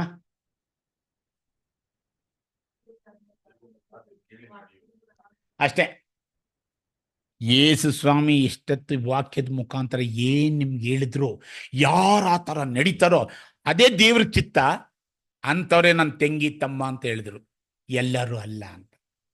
ಎಲ್ಲರೂ ಯಾಕೆ ಅಲ್ಲ ಅಂದರೆ, ಮಾಡ್ದಿಲ್ದವ್ರು ಅಲ್ಲ, ಮಾಡೋರು ನನ್ನ ತಂಗಿ ತಮ್ಮ. ಇದೇ ದೇವ್ರ ಚಿತ್ತ. ಇದಕ್ಕೆ ಮೇಲ್ಪಟ್ಟು ಏನು ಮಾಡ್ತೀರಮ್ಮ? ಇದಕ್ಕೆ ಮೇಲ್ಪಟ್ಟು ಮಾಡೋದಾದರೆ ಅದೊಂದು ನೋಡ್ಬಿಡನ್ರಿ. ಅದು ಏನಪ್ಪ ಅಂದರೆ, ಇಂಥ ಮಕ್ಕಳು ಯಾವಾಗ ಯೇಸು ಕ್ರಿಸ್ತರನ್ನ ಪ್ರೀತಿಸಿ ಅವ್ರ ಮಾತನ್ನ ಕೇಳಿ ನಡೀತಾ ಇರ್ತಾರೋ ಅಂಥವ್ರಿಗೆ ಯೇಸು ಸ್ವಾಮಿ ಹೇಳ್ತಾರೆ, ಯೋಹಾನ 14:23 ಯಾರಾದರೂ ನನ್ನನ್ನು ಪ್ರೀತಿಸುವನಾದರೆ ನನ್ನ ಮಾತನ್ನು ಕೈಕೊಂಡು ನಡೆಯುವನು, ಅವನನ್ನು ನನ್ನ ತಂದೆಯು ಪ್ರೀತಿಸುವನು. ನೋಡ್ರಿ ಈ ಮಾತನ್ನ ಕೈಗೊಂಡು ನಡೆಯೋರು ಯೇಸು ಸ್ವಾಮಿಗೂ ತಂದೆಯಾದ ದೇವರಿಗೂ ವಿಧೇಯರಾಗಿ ನಡೀತಾರ್ರಿ. ಯಾರು ವಿಧೇಯತ್ವ ತೋರಿಸ್ತಾರೋ ಅಂಥವ್ರು ಯೇಸುನ ಪ್ರೀತಿಸ್ತಾರ್ರಿ, ಅಂಥವ್ರು ತಂದೆಯಾದ ದೇವ್ರನ್ನ ಪ್ರೀತಿಸ್ತಾರ್ರಿ. ಆ ದೇವ್ರನ್ನ ಪ್ರೀತಿಸ್ತೀನಿ ಅಂತ ಹೇಳೋನು, ಯೇಸುನ ಪ್ರೀತಿಸ್ತೀನಿ ಅಂತ ಹೇಳೋನು, ಯೇಸು ತಂದೆಯಾದ ದೇವ್ರು ಹೇಳಿರೋ ಮಾತನ್ನ ಕೈಗೊಂಡು ನಡೆಯೋನು, ಅವನು ದೇವರಿಗೆ ವಿಧೇಯನಾಗಿ ನಡೀತಾನೆ ಹೊರತು ಎಲ್ಲರೂ ಅಲ್ಲ. ಆ ದೇವರಿಗೆ ವಿಧೇಯನಾಗಿ ನಡೆಯುವಾಗ ಅವ್ರು ಹೇಳ್ತಾರೆ, ಅಂಥವನ್ನ ನಮ್ಮ ತಂದೆ ಪ್ರೀತಿಸ್ತಾರೆ ಅಂತ.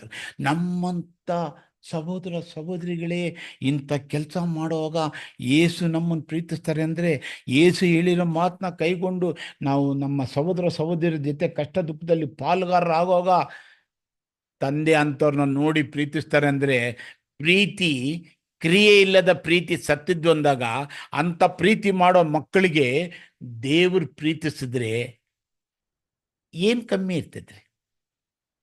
ಏನು ಕಮ್ಮಿ ಇರಲ್ಲ. ಯಾಕೆಂದರೆ ನಿಮಗೇನು ಬೇಕಂತ ಗೊತ್ತು, ಕೇಳಕ್ಕೆ ಮುಂಚೆ ನಿಮ್ಮಪ್ಪ ಕೊಡ್ತಾರೆ. ಯಾಕಂದರೆ ನೀವು ಏಸು ಮಾತು ಕೇಳ್ತೀರಾ. ಏಸು ಹೇಳಿದ್ದಾರೆ, ನನ್ನ ಮಾತು ಕೇಳಿ ನೀವು ಅದಂತೆ ನಡೆಯೋದಾದರೆ ನನ್ನ ತಂಗಿ ನನ್ನ ತಮ್ಮನ್ನು ನಮ್ಮಪ್ಪ ಪ್ರೀತಿಸಿದ್ರೆ ಅವ್ರಿಗೆ ಏನು ಬೇಕಂತ ಕೇಳಕ್ಕೆ ಮುಂಚೆನೇ ಕೊಡೋ ದೇವ್ರು. ಈ ಥರ ಹೇಳೋ ದೇವ್ರು ಪ್ರೀತಿಸೋಗ ದೇವ್ರು ಏನು ಮಾಡ್ತಾರೆ ಅಂತ ನೋಡ್ರಿ. 1 ಕೊರಿಂಥ 12ನೇ ಅಧ್ಯಾಯ 11ನೇ ವಚನದಲ್ಲಿ ಹೇಳ್ತಾರೆ, ಯಾರನ್ನ ಸ್ವಾಮಿ ಪ್ರೀತಿಸ್ತಾರೋ ಅವ್ರಿಗೆ ಹೇಳ್ತಾರೆ ಈ ಮಾತು. 12:11. ಈ ವರಗಳನ್ನೆಲ್ಲ ಆ ಒಬ್ಬ ಆತ್ಮನೇ ತನ್ನ ಚಿತ್ತಕ್ಕೆ ಬಂದ ಹಾಗೆ ಒಬ್ಬೊಬ್ಬನಿಗೆ ಹಂಚಿಕೊಟ್ಟು ನಡೆಸುತ್ತಾನೆ. ಇವಾಗ ಆ ಒಬ್ಬ ಆತ್ಮನೇ ಅಂದ್ರೆ ಯಾರ್ರಿ? ಅಣ್ಣ ಹೇಳಿದ್ರು. ಇನ್ನೊಬ್ರು ಯಾರನ್ನ ಹೇಳಿ? ಯಾರನ್ನು? ಇನ್ನೊಬ್ರು ಹೇಳ್ರಿ. ಅಣ್ಣ ಹೇಳಿದ್ರು. ಆ ಆತ್ಮನೆ ಅಂದಾಗ ಪವಿತ್ರ. ಸರಿ, ಹಂಗಂತ ಬರ್ದಿರು. ಅವರು ಹೇಳಿರು ತಂದೆ ಆದ. ಓಕೆ, ದೇವ್ರ ಶಕ್ತಿ ನಾನು ನೋಡ್ಬೇಕು. ಎಲ್ಲರೂ ಕಾಣಿಸ್ತಿದೆ ಅಮ್ಮ? ಇಲ್ಲ. ಅಣ್ಣ ಹೇಳಿದ್ರು ಪವಿತ್ರಾತ್ಮ ಅಂದ್ರೆ. ಪವಿತ್ರಾತ್ಮ ಅಂದ್ರೆ ಏನ್ರಿ? ಅಷ್ಟೇನೆ. ದೇವ್ರ ಶಕ್ತಿ, ದೇವ್ರ ಪವಿತ್ರಾತ್ಮ ಈ ವಚನಕ್ಕೆ ಎತ್ಕೊಳಂಗಿಲ್ಲ. ಆ ಒಬ್ಬ ಆತ್ಮನೇ ಅಂದ್ರೆ ತಂದೆ ಆದ ದೇವರು. ಓದ್ರಿ ಯೆಶಾಯ 42:1 ಓದಿ.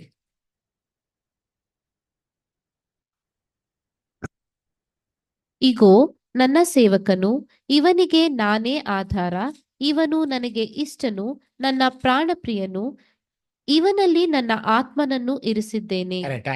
ಇವನಲ್ಲಿ ನನ್ನ ಆತ್ಮವನ್ನು ಇರಿಸಿದ್ದೀನಿ ಅಂದ್ರೆ, ಆತ್ಮ ಅಂದ್ರೆ ತಂದೆಯಾದ ದೇವರ, ನೀವು ಹೇಳ್ದಂಗೆ ಶಕ್ತಿ, ಚಿಂತೆ, ಜ್ಞಾನ, ಒಳ್ಳೆ ಮನಸ್ಸು, ಪ್ರೀತಿ ಎಲ್ಲ ಅಡಗಿರ್ತಿದೆ ಅದರಲ್ಲಿ. ಅದು ಒಂದು ಒಳ್ಳೆ ಆತ್ಮ. ದುರಾತ್ಮ ಅಂದರೆ ಮಾಡಬಾರ್ದೆಲ್ಲ ಮಾಡಿ, ಆಗಬಾರ್ದೆಲ್ಲ ಆಗಿ ಅಂಥದ್ದು ಸೈತಾನ ಆತ್ಮ. ಇದು ತಂದೆಯಾದ ದೇವರ ಆತ್ಮ ಮತ್ತು ಯೇಸು ಕ್ರಿಸ್ತರ ಆತ್ಮ. ಇಂಥ ಒಂದು ಆತ್ಮನ ತಂದೆ ಯೇಸುವಲ್ಲಿ ಇಟ್ಬಿಡ್ರಂತೆ. ಯೇಸುವಲ್ಲಿ ಇಟ್ಟಾಗ ಆ ಆತ್ಮ ನಮ್ಮಲ್ಲಿ ಬರಬೇಕು. ನಾನು ನಿನ್ನಲ್ಲಿಯೂ ನೀನು ನನ್ನಲ್ಲಿಯೂ ಅಂದರೆ ಯೇಸು ಒಳಗಡೆ ಹೋದಾಗ ಆ ಆತ್ಮ ಅವರಲ್ಲಿ ಇರ್ತದೆ. ಅಂಥ ಆತ್ಮ ಇರೋರು ಮಾತ್ರ ಹೆಚ್ಚು ಫಲ ಕೊಡ್ತಾರೆ ಹೊರತು ಎಲ್ಲರೂ ಕೊಡೋಕ್ಕಾಗಲ್ಲ. ಆ ಆತ್ಮ, ನಾವು ಆತ್ಮ ಕ್ಲಾಸ್ ಕೇಳಿದ್ದೀವಿ. ಆತ್ಮ ಅಂದರೆ ಉಸಿರು, ಮಾಂಸ, ರಕ್ತ ಇವೆಲ್ಲ ಸೇರಿದ್ರೆ ಒಂದು ಆತ್ಮ. ಇಲ್ಲಿ ತಂದೆ ಅದ್ದು ಹೇಳ್ತಾರೆ, ನನ್ನ ಆತ್ಮ ಈತನಲ್ಲಿ ಇಟ್ಟಿದ್ದೀನಿ ಮೇಲೆ ಸರ್ವಸ್ವನು ಎಲ್ಲ ಹೇಳ್ಬೋದು. ಶಕ್ತಿ, ಜ್ಞಾನ, ಪ್ರೀತಿ ಎಲ್ಲ. ಯಾಕಂದ್ರೆ ದೇವರಲ್ಲಿ ಇದ್ದಿದ್ದೆಲ್ಲ ಯೇಸು ಇಕ್ಕಿದ್ದು, ಯೇಸುವಲ್ಲಿ ಇದ್ದಿದ್ದೆಲ್ಲ ನಿಮಗೆ ಕೊಟ್ಬಿಟ್ಟಿದ್ದಾರೆ. ದೀಕ್ಷಾ ಸ್ಥಾನದ ಮುಖಾಂತರ ಒಬ್ಬೊಬ್ಬರು ಧರಿಸ್ಕೊಂಡ್ಬಿಟ್ಟಿದ್ದೀರ. ಅವನ್ನ ಹೃದಯ ಎಂಬ ಅಲಿಗೆಯಲ್ಲಿ ಬರೆದಿಟ್ಕೊಂಡ್ಬಿಟ್ಟಿದ್ದೀರ. ಇವಾಗ ನಿಮಗೆ ಆ ಒಬ್ಬ ಆತ್ಮನೇ ಅಂತ ಹೇಳಿ ಆ ತಂದೆಯ ದೇವರು ಯೇಸು ಸೇರಿ ನಿಮಗೆ ಕೊಡ್ತಾ ಇದ್ದಾರೆ. ಏನ ಕೊಡ್ತಾ ಇದ್ದಾರೆ ಅಂತಮ್ಮ? ಓದಿ ಇನ್ನೊಂದ್ಸಲ ಅದನ್ನೇ. ಅಲ್ಲಮ್ಮ, ಇದಮ್ಮ 1 ಕೊರಿಂಥ 12:11.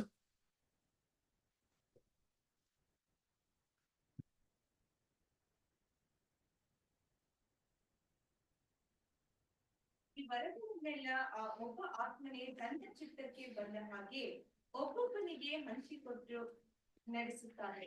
ಈ ವರಗಳನ್ನೆಲ್ಲ ಅಂದ್ರೆ ಏನ್ರಿ ಅಮ್ಮ? ಇನ್ನೊಬ್ರು ಮೇಲ್ಕೊಟ್ಟಿರೋ ವರಗಳೇನು?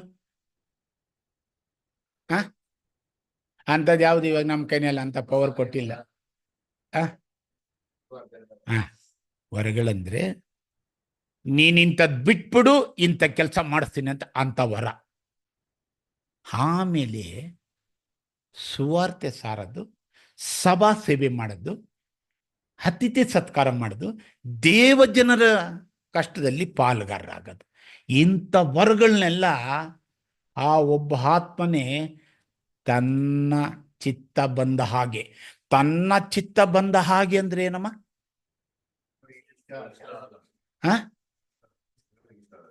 ದೇವರು ಎಸ್ ಇಲ್ಲ.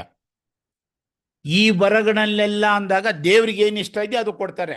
ತನ್ನ ಚಿತ್ತ ಬಂದ ಹಾಗೆ ಅಂದಾಗ ಇದು ಬೇರೆ ಅದು ಬೇರೆ. ಈ ವರಗಳನ್ನೆಲ್ಲ ಅಂದಾಗ ಅಣ್ಣ ಹೇಳ್ದಂಗೆ ಸುವಾರ್ತೆ, ಸಭಾ ಸೇವೆ, ಅತಿಥಿ ಸತ್ಕಾರ, ದೇವಜನರ ಕೊರತೆಯಲ್ಲಿ ಪಾಲ್ಗಾರೋದು, ಇದೆಲ್ಲ ಕೊಡ್ತಾರೆ. ವರಗಳದು ತನ್ನ ಚಿತ್ತ ಬಂದ ಹಾಗೆ ಅಂದ್ರೆ ಅದೇನು? ಯಾರೀ ಮಾತನ್ನ ಕೇಳಿ ನಡೀತಾರೋ ಅಂಥವ್ರನ್ನ ತಂದೆಯ ದೇವ್ರು ಪ್ರೀತಿಸ್ತೀನಿ ಎಂದರಲ್ಲೋ, ಅಂತ ಪ್ರೀತಿಸೋನ್ನ ಅವನ ಮೇಲೆ ನಾನು ಇಷ್ಟ ಬಿದ್ದು ಅವನ ಕೈನಲ್ಲಿ ಇಂಥ ಕೆಲ್ಸಗಳು ಮಾಡಿಸ್ತೀನಿ ಅಂತ ನಾನು ಅನ್ಕೊಂತೀನಿ. ತಪ್ಪಿದ್ದೆ ತಿದ್ಬಿಡ್ರಿ, ಯಾಕಂದ್ರೆ ಇನ್ನೊಂದು ಕಡೆ ಹೋಗಿ ಮರ್ಯಾದೆ ತೆಗೆಸ್ಕೊಳೋದು ಬೇಡ. ಯೇಸು ಹೇಳಿದ ನಿಜನ, ನನ್ನ ಮಾತನ್ನ ಯಾರು ಕೈಗೊಂಡು ನಡೀತಾರೋ ಅವ್ರು ನನ್ನ ಪ್ರೀತಿಸ್ತಾರೆ, ನನ್ನ ಪ್ರೀತಿಸೋರು ನನ್ನ ಮಾತನ್ನ ಕೈಗೊಂಡು ನಡೀತಾರೆ, ನನ್ನ ಮಾತನ್ನ ಕೈಗೊಂಡು ನಡೆಯೋರನ್ನ ನಮ್ಮ ತಂದೆ ಪ್ರೀತಿಸ್ತಾರೆ. ನಮ್ಮ ತಂದೆ ಪ್ರೀತಿಸೋರೇ ನಾನು ಯಾರು ಇಷ್ಟ ಬೀಳ್ತೀನೋ ಅವ್ರ ಕೈ ಕೊಟ್ಟು ಈ ವರಗಳನ್ನ ಹಂಚ್ತೀನಿ ಅಂತಾರೆ. ಅವ್ರು ಇಷ್ಟ ಬೀಳೋದು ಯಾರನ್ನ ಅಂದರೆ ಈ ಮಾತನ್ನ ಕೈಗೊಂಡು ನಡೆಯೋರ್ನ. ಈ ಮಾತನ್ನ ಕೈಗೊಂಡು ನಡೆಯೋರಿಗೆ ಮಾತ್ರ ಅವ್ರು ಹೇಳಿದ್ರೆ ನನ್ನ ಇಷ್ಟ ಬಂದಾಗಿ ಅಂದಾಗ ಅದರಲ್ಲಿ ಸೀಕ್ರೆಟ್. ಅವ್ರ ಇಷ್ಟ ಬಂದಾಗಿ ಅಂದ್ರೆ ನಾವೆಲ್ಲ ಮಕ್ಕಳಲ್ವಾ, ನಾವೆಲ್ಲ ದೀಕ್ಷಾಸ್ನಾನ ಮಾಡಿಲ್ವಾ, ನಮಗೆಲ್ಲ ಯೇಸು ಸ್ವಾಮಿ ರಕ್ಷಕರಲ್ವಾ, ನಮಗೆಲ್ಲ ಪವಿತ್ರಾತ್ಮ ಇಲ್ವಾ, ನಮ್ಮ ಜೊತೆ ದೇವ್ರ ಕಾರ್ಯ ಮಾಡಲ್ವಾ ಅಂದಾಗ ಮಾಡಲ್ಲ. ಯಾಕಂದ್ರೆ ಪರಿಸರ ಶಾಸ್ತ್ರಿಗಳ ಕೈನಲ್ಲಿ ಮಾಡಿಸ್ತಾರ, ಇವರು ಕೈನ್ ಕೈನಲ್ಲಿ ಮಾಡಿಸ್ತಾರ, ಇಸ್ಕರಿಯೋತ್ ಯೂದಾಸ್ ಕೈನಲ್ಲಿ ಮಾಡಿಸ್ತಾರ. ಹಂಗೆ ಅವರೆಲ್ಲ ಸಭೆಯಲ್ಲೇ ತಾನೇ ಇರ್ತಾರೆ. ಯಾವಾಗ ಈ ಮಾತುಗಳು ಕೈಗೊಂಡು ನಡೀಲಿಲ್ವೋ ಅಂಥವ್ರ ಮೇಲೆ ಸದ್ಯಕ್ಕೆ ಇಷ್ಟ ಇಲ್ಲ. ಯಾವಾಗ ನಾನು ಇಷ್ಟ ಬೀಳೋ ರೀತಿಯಲ್ಲಿ ಅವನು ಮಾಡಿದ್ನ ತಪ್ಪಾಗಿ ಕ್ಷಮಾಪಣೆ ಕೇಳಿ ಬಂದು ಪುನಃ ಇದು ಹಿಂದೆ ಬಿದ್ದು ಇದರಂತೆ ನಡೀತಾನೋ ಅಂಥವ್ನ ಮೇಲೆ ಇಷ್ಟ ಬೀಳ್ತೀನಿ, ಅವನ ಕೈನಲ್ಲಿ ಮಾಡಿಸ್ತೀನಿ. ಆಮೇಲೆ ನನಗೆ ಫೋನಲ್ಲಿ ಅಣ್ಣ ಇಂಥದ್ದು ಮಾತಾಡಬೇಡಿ ಯೂಸಫ್, ಇಂಥದ್ದು ಮಾತಾಡಿ, ಇಂಥದ್ದು ಮಾಡಿ ಎಲ್ಲ ಸಲನೂ ನನಗೆ ಆರ್ಡ್ರ್ ಮಾಡ್ತಾರೆ. ನಾನು ತಿದ್ದುಕೊಂತೀನಿ. ನನಗೇನು ಅನ್ನಿಸ್ತೋ ನಾನು ಹಂಚ್ಕೊಬೇಕಲ್ಲ.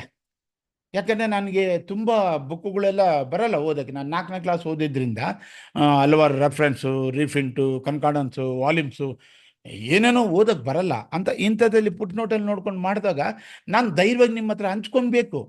ನಾನು ಹಿಂಗೆ ಅಂದ್ಕೊಂಡಿದ್ದೀನಿ, ಇದ್ರಲ್ಲಿ ತಪ್ಪಿದೆ, ನನಗೆ ಕ್ಷಮಿಸ್ರಿ, ಆಮೇಲೆ ನಮ್ಗೆ ಹೇಳ್ಕೊಡಿ, ನಾವು ಹೋಗಿ ಇನ್ನೊಂದು ಕಡೆ ನಾನು ಹೇಳಬೇಕು. ಯಾಕಂದರೆ ನೀವು ಹೇಳ್ಕೊಳ್ಳಿಲ್ಲ ಅಂದರೆ ನಾನು ಇನ್ನೊಂದು ಕಡೆ ಹೇಳಿದರೆ ನನಗೂ ನಿಮ್ಗೆ ಇಬ್ರಿಗೂ ಶಿಕ್ಷೆ. ಯಾಕೆ ಹೇಳಿ, ನಾ ಇಬ್ಬರು ದೇವ್ರ ನಾಮ ಮಹಿಮೆ ಪಡಿಸ್ಬೇಕೋ ಬೇಡಮ್ಮ? ನಾ ಇಬ್ಬರು ಕೂಡ ದೇವ್ರ ಮಕ್ಕಳಿಗೆ ಇಂಥದ್ದು ಹೇಳ್ಬೇಕಲ್ಲಮ್ಮ? ಅವಾಗ ನಾನು ತಪ್ಪು ಮಾಡ್ರೆ ನೀವು ಹೇಳ್ಕೊಡ್ಬೇಕು, ನೀವೇನೋ ಒಂಚೂರು ಹಂಗೆ ಹಿಂಗೆ ಇದ್ದರೆ ನಾವು ಹೇಳ್ಬಿಟ್ಟು ಸರಿ ಮಾಡ್ಕೋಬೇಕು. ಅದಕ್ಕೋಸ್ಕರ ಸ್ವಾಮಿ ಏನು ಹೇಳಿದ್ದಾರೆ ಯೆಶಾಯದಲ್ಲಿ 1:18 ಓದಿ ನೋಡ್ರಿ. ಬನ್ನಿರಿ ವಾದಿಸೋಣ ಅಲ್ವಾ? ಓದಮ್ಮ ಅದೊಂದು 1:18. ಬನ್ನಿರಿ ವಾದಿಸುವ ಎಂದು ಯೆಹೋವನು ಅನ್ನುತ್ತಾನೆ. ನಿಮ್ಮ ಪಾಪಗಳು ಕಡು ಕೆಂಪಾಗಿದ್ದರೂ ಹಿಮದ ಹಾಗೆ ಬಿಳುಪಾಗುವವು, ಕಿರುಮಂಜಿನ ಬಣ್ಣವಾಗಿದ್ದರೂ ಉಣ್ಣೆಯಂತೆ ಬೆಳಗಾಗುವವು.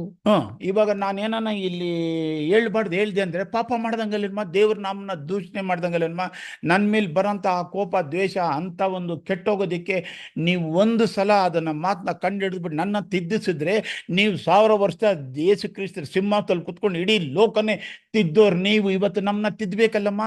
ನಾವೇನಾನ ಹೇಳಿದ್ರೆ ನನಗೆ ಏನು ಗೊತ್ತಿದ್ದು ಅದು ಹಂಚ್ಕೊಂಡಾಗ ತಪ್ಪಿದ್ರೆ ಹೇಳ್ಕೊಡಿ, ಅಕಸ್ಮಾತ್ ಸರಿ ಇದ್ದರೆ ನಾವೆಲ್ಲ ಹಂಚ್ಕೊಳೋಣ. ಬನ್ನಿರಿ ವಾದಿಸೋಣ ಅಂದರೆ, ಬನ್ನಿರಿ ಕುತ್ಕೊಂಡು ಮಾತಾಡೋಣ ಅಂದರೆ ಎಷ್ಟು ಪರ್ಸೆಂಟ್ 100ರಲ್ಲಿ? ಬನ್ನಿರಿ ವಾದಿಸೋಣ ಅಂದರೆ ಎಷ್ಟು ಪರ್ಸೆಂಟ್ 100ರಲ್ಲಿ? ವಾದಿಸೋಣ ಅನ್ನೋದಕ್ಕೆ ಎಷ್ಟು ಪರ್ಸೆಂಟ್ ಕೊಡ್ತೀರಾ? ಕುತ್ಕೊಂಡು ಮಾತಾಡೋಣ ಬನ್ನಿರಿ ಅಂದರೆ ಎಷ್ಟು ಪರ್ಸೆಂಟ್ ಕೊಡ್ತೀರಾ ಅಮ್ಮ? ಮಾತಾಡೋದು ಆ ಥರ ಇಲ್ಲಿ ಕುತ್ಕೊಂಡಿರೋದು ನಾವು ಒಬ್ರಿಗೊಬ್ರು ಗೊತ್ತಿರೋದನ್ನ ಹಂಚ್ಕೊತೀವಿ. ಅದರಲ್ಲಿ ಒಂದು ಕೆಲವು ವಿಷಯಗಳು ಏನಾನು ಹೆಚ್ಚು ಕಮ್ಮಿ ಇದ್ರೆ ವಾದ ಮಾಡೋಣ, ಅದಲ್ಲಿದೆ. ಆ ಥರ ಅಂಥವ್ರಿಗೆ ಮಕ್ಕಳಿಗೆ ದೇವರು ಹಂಚ್ಕೊಡ್ತಾರಮ್ಮ ಇಂಥ ವಿಷಯಗಳೆಲ್ಲ. ಇದು ಏನು ಹಂಚ್ಕೊಡ್ತಾರೆ ಅಂದರೆ, ಅವ್ರು ಹೇಳ್ತಾರೆ ಎಂಥವ್ರಿಗೆ ಹಂಚ್ಕೊಡ್ತಾರೆ ಅಂದರೆ, ತನ್ನ ಚಿತ್ತ ಬಂದಾಗಿ ಅಂದ. ತನ್ನ ಚಿತ್ತ ಏನು ಸ್ವಾಮಿ, ನನಗೆ ಅರ್ಥನೇ ಆಗ್ತಾ ಇಲ್ಲ, ನಿಮ್ಮ ಇಷ್ಟನಾ, ನಿಮ್ಮ ಚಿತ್ತನಾ, ನಿಮ್ದು ಏನಾನ ಸಸ್ಪೆನ್ಸ ಹೇಳ್ಕೊಡಿ ಸ್ವಾಮಿ ಅಂತ ಅವ್ರು ಹೇಳ್ತಾರೆ. ಕರೆಕ್ಟಾಗಿ 2 ತಿಮೋತಿ 2ನೇ ಅಧ್ಯಾಯ 21ನೇ ವಚನದಲ್ಲಿ ಹೇಳ್ತಾರೆ, ಹೀಗಿರಲಾಗಿ ಒಬ್ಬನು ಹೀನ ನಡತೆಯುಳ್ಳವರ ಸಹವಾಸವನ್ನು ಬಿಟ್ಟು ತನ್ನನ್ನು ಶುದ್ಧ ಮಾಡಿಕೊಂಡರೆ ಅವನು ಉತ್ತಮವಾದ ಬಳಕೆಗೆ ಯೋಗ್ಯನಾಗಿರುವನು. ಅವನು ದೇವರ ಸೇವೆಗೆ ಪ್ರತಿಷ್ಠಿತನಾಗಿಯೂ ಯಜಮಾನನಿಗೆ ಉಪಯುಕ್ತನಾಗಿಯೂ ಸಕಲ ಸತ್ಕ್ರಿಯೆಗಳನ್ನು ಮಾಡುವುದಕ್ಕೆ ಸಿದ್ಧನಾಗಿಯೂ ಇರುವನು. ಈ ತರ ಒಬ್ಬನು ಹೀನ ನಡತೆ ಉಳ್ಳವರ ಸವಾಸವನ್ನು ಬಿಟ್ಟು ತನ್ನನ್ನು ಶುದ್ಧಿ ಮಾಡಿಕೊಂಡ್ರೆ ಇಂಥ ಪರ್ಪಸ್ಗಳು ದೇವರು ಅವನ ಕೈನಲ್ಲಿ ಮಾಡ್ತಾರೆ. ಆ ಒಂದು ಹೀನ ನಡತೆ ಉಳ್ಳವ್ರ ಸವಾಸ ಬಿಡಿ ಅಂದರೆ ನಾನು ನೀವು ಯಾರ ಸವಾಸ ಬಿಡಬೇಕು? ಕರೆಕ್ಟ್. ಇನ್ನೊಬ್ರು ಹೇಳ್ರಿ, ಇನ್ನೊಬ್ರು. ಓಕೆ, ಈ ಪಾಠಗಳು ಲೋಕದವ್ರಿಗೆ ಮಾಡ್ತಾರೋ ನಮಗೆ ಮಾತ್ರ ಮಾಡ್ತಾರಮ್ಮ? ಆವಾಗ ಲೋಕದವ್ರು ಅಲ್ಲ ಅಂತ ಆಯ್ತು. ಇದು ಶಿಷ್ಯರ ಕೈಲಿ ಹೇಳ್ತಾರೆ, ಏನು ಎಲ್ಲ ಸಾಮ್ಯವಾಗೇ ಹೇಳ್ತೀರಾ, ಒಂದು ನಮ್ಗೆ ಅರ್ಥ ಆಗಂಗಿಲ್ಲ ಅಂದರೆ ಇದು ಸಾಮ್ಯವಾಗಿ ಏನಕ್ಕೆ ಹೇಳ್ತೀನಿ ಅಂದರೆ ಅದು ನಿಮಗೆ ಮಾತ್ರ ಗೊತ್ತಾಗಬೇಕು, ಲೋಕದವ್ರಿಗಲ್ಲ. ಲೋಕದವ್ರಿಗೊಂದು ಕಾಲ ಇಕ್ಕಿದ್ದೀನಿ, ಆ ಕಾಲದಲ್ಲಿ ಕರಿತೀನಿ, ಅವ್ರಿಗೆ ಸತ್ಯ ಹೇಳ್ತೀನಿ, ಅವ್ರಿಗೆ ಹೇಳ್ಕೊಡ್ತೀನಿ. ಅವ್ರಿಗೆ ಇವಾಗ ಯಾರಿಗೆ ಅಂತ ಹೇಳಿದ್ರೆ, ಯಾರು ಹೇಳ್ದಮ್ಮ ನೀನು? ಏನು ಹೇಳ್ದಲ್ಲಮ್ಮ? ಮಾತಾಡಮ್ಮ, ಒಂದು ವಾಯ್ಸ್ ಕೇಳಂಗೆ. ಏನಮ್ಮ? ಅವಿಶ್ವಾಸಿಗಳು. ಇದು ಸತ್ಯ. ಏನಂದರೆ ಇಷ್ಟೊತ್ತು ಹೇಳಿರೋ ಮಾತನ್ನ ಕೇಳಿ ಆ ಮಾತನ್ನ ತಿರಸ್ಕರಿಸಿ ತನ್ನಿಷ್ಟದಂತೆ ಬರ್ತಾರೆ ನೋಡು, ಅಂಥ ಅವಿಶ್ವಾಸಿಗಳ ಸವಾಸ ಬಿಡು ಅಂತ ಹೇಳಿದರು. ಓಕೆ, ಇದಕ್ಕೆ ನಾನು ಕೊಡೋದು 10%, 100% ಕೊಡೋದು. ಏನಂದರೆ ಎಂಥವ್ರನ್ನ ಬಿಡಬೇಕಂತ ಹೇಳಿದರೆ ಎಫೆಸ 2ನೇ ಅಧ್ಯಾಯ 1-3 ಹೇಳ್ತಾರೆ ನೋಡಿ. 2ನೇ ಅಧ್ಯಾಯ 1-3.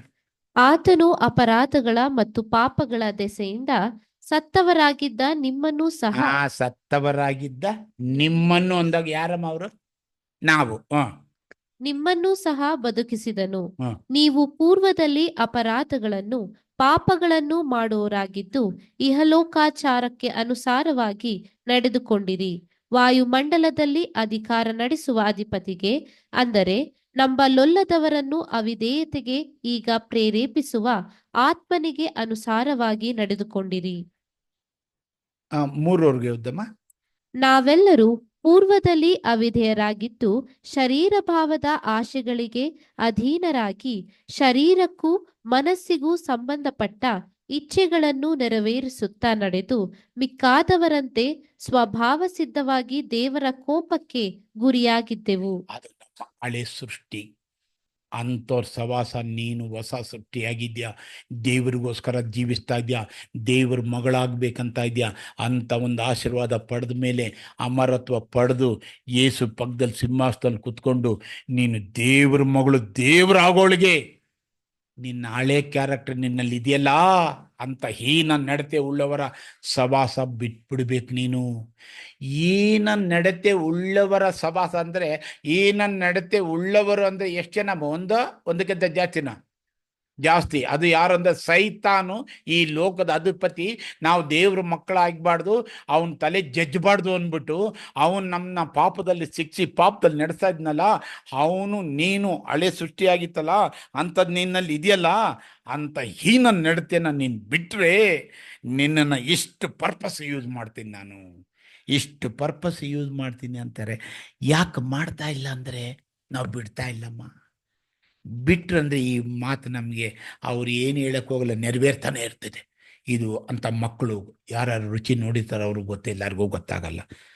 ಆವಾಗ ಹೇಳ್ತಾರೆ, ಈ ವಿಷಯ ನೀನು ಗೊತ್ತಾಗ್ಬಿಟ್ಟು ಇಂಥದ್ದು ಪರ್ಪಸ್ ನಾನು ಆದ್ಕೊಂಡು ಇಂಥ ವರ್ಗಳನ್ನೆಲ್ಲ ನೀನು ಕೊಟ್ಬಿಟ್ರೆ ನೀನು ಏನು ಮಾಡ್ಬೇಕಂದ್ರೆ 1 ಕೊರಿಂಥ 3ನೇ ಅಧ್ಯಾಯ 1 ಕೊರಿಂಥ 11ನೇ ಅಧ್ಯಾಯ 26ನೇ ವಚನ ಓದಮ್ಮ. ನೀವು ಈ ರೊಟ್ಟಿಯನ್ನು ತಿಂದು ಈ ಪಾತ್ರೆಯಲ್ಲಿ ಪಾನ ಮಾಡುವಷ್ಟು ಸಾರಿ ಕರ್ತನ ಮರಣವನ್ನು ಆತನು ಬರುವ ತನಕ ಪ್ರಸಿದ್ಧಿಪಡಿಸುತ್ತೀರಿ.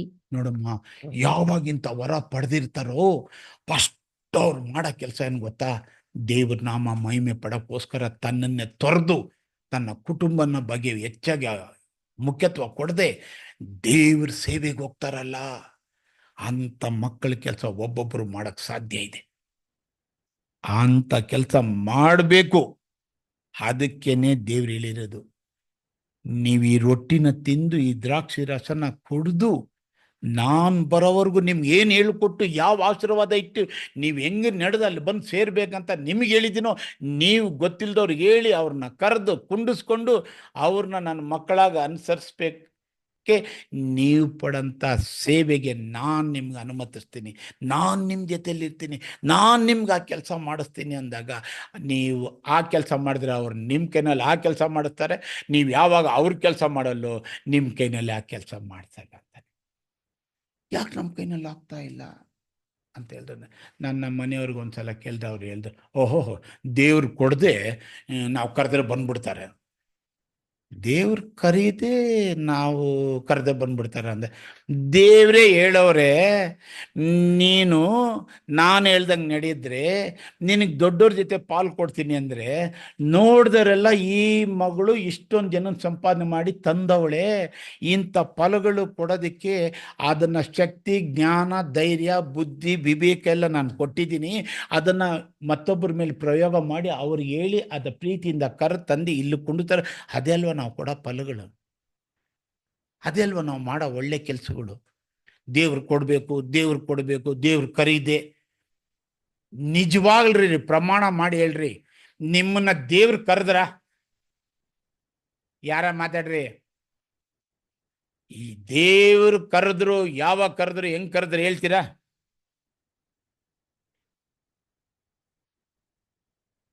ಯಾರ ಸಹೋದರ ಸಹೋದರಿ? ಅಣ್ಣ. ಹಂಗೆ ಅಣ್ಣನ ಮಾತ್ರ ದೇವರು ಏನೋ ತಗೊಂಡಿದ್ದಾರ? ಅವ್ರ ಪಕ್ಷಾಪತಿನ?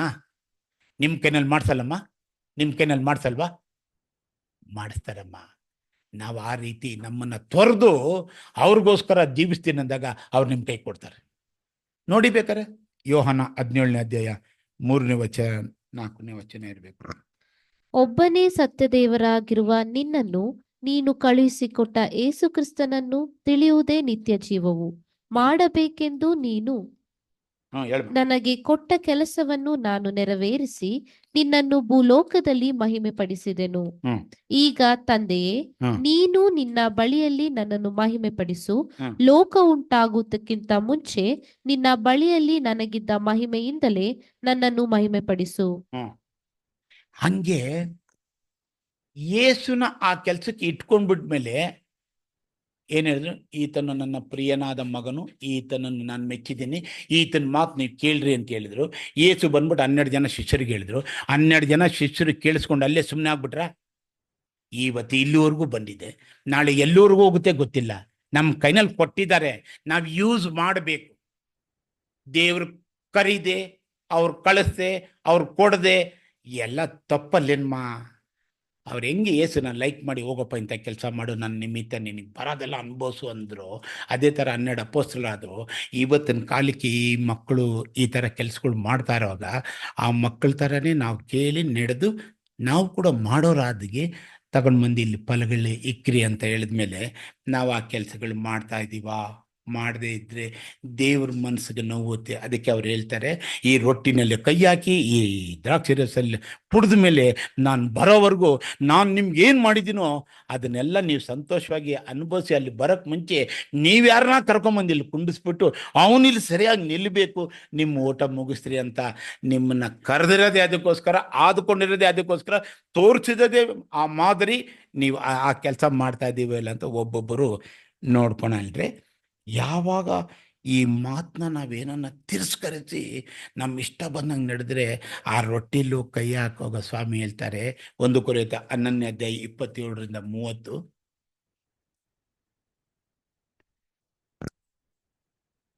ರಚನೆನ 5 ನಿಮಿಷ ಆಗೋಯ್ತು.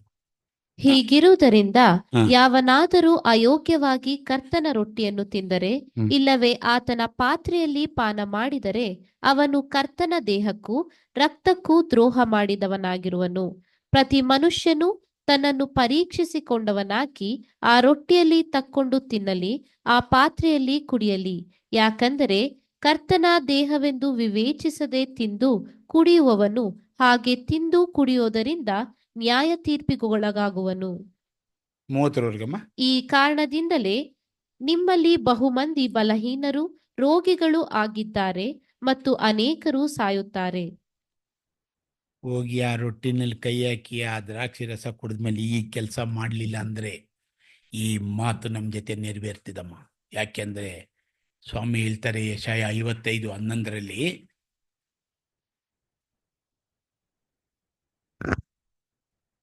ಸುಮ್ಮನೆ ಹಿಂದಿರುಗುವುದಿಲ್ಲವೋ ಹಾಗೆಯೇ ನನ್ನ ಬಾಯಿಂದ ಹೊರಟ ಮಾತು ನನ್ನ ಇಷ್ಟಾರ್ಥವನ್ನು ನೆರವೇರಿಸಿ ನಾನು ಉದ್ದೇಶಿಸಿದ್ದನ್ನು ಕೈಗೊಡಿಸದ ಹೊರತು ನನ್ನ ಕಡೆಗೆ ವ್ಯರ್ಥವಾಗಿ ಹಿಂದಿರುಗುವುದಿಲ್ಲ. ಏನು ಹೇಳಿದ್ರು ಗೊತ್ತೇನಮ್ಮ? ಇಲ್ಲಿ ಹೇಳಿರೋ ಮಾತು ಪ್ರಕಾರ ಆಕಾಶ ಭೂಮಿ ಅಳೆದು ಹೋಗ್ತಿದೆ. ಈ ಮಾತನ್ನ ಯಾರು ಕೈಗೊಂಡು ನಡೀತಾರೋ, ಇಲ್ಲಿ ಬರ್ಸಿರೋ ಮಾತುಗಳು, ಈ ವಾಗ್ದಾನ ನಿಮಗೆ, ನಾನು ಹೇಳಿರೋ ಮಾತು ಪ್ರಕಾರ ನೀವು ನಡೆಯೋದಾದರೆ ನಾನು ಹೇಳಿರೋ ಮಾತು ನಿಮ್ಮಲ್ಲಿ ನೆರವೇರ್ತಿದೆ ಅಂತ ಸತ್ಯ ಮಾಡಿ ದೇವರು ಹೇಳ್ತಾ ಇದ್ದಾರಮ್ಮ. ಕೊನೆಯದಾಗ ಒಂದು ವಚನ ಬಂದರೆ ಲೋಕ 10:16.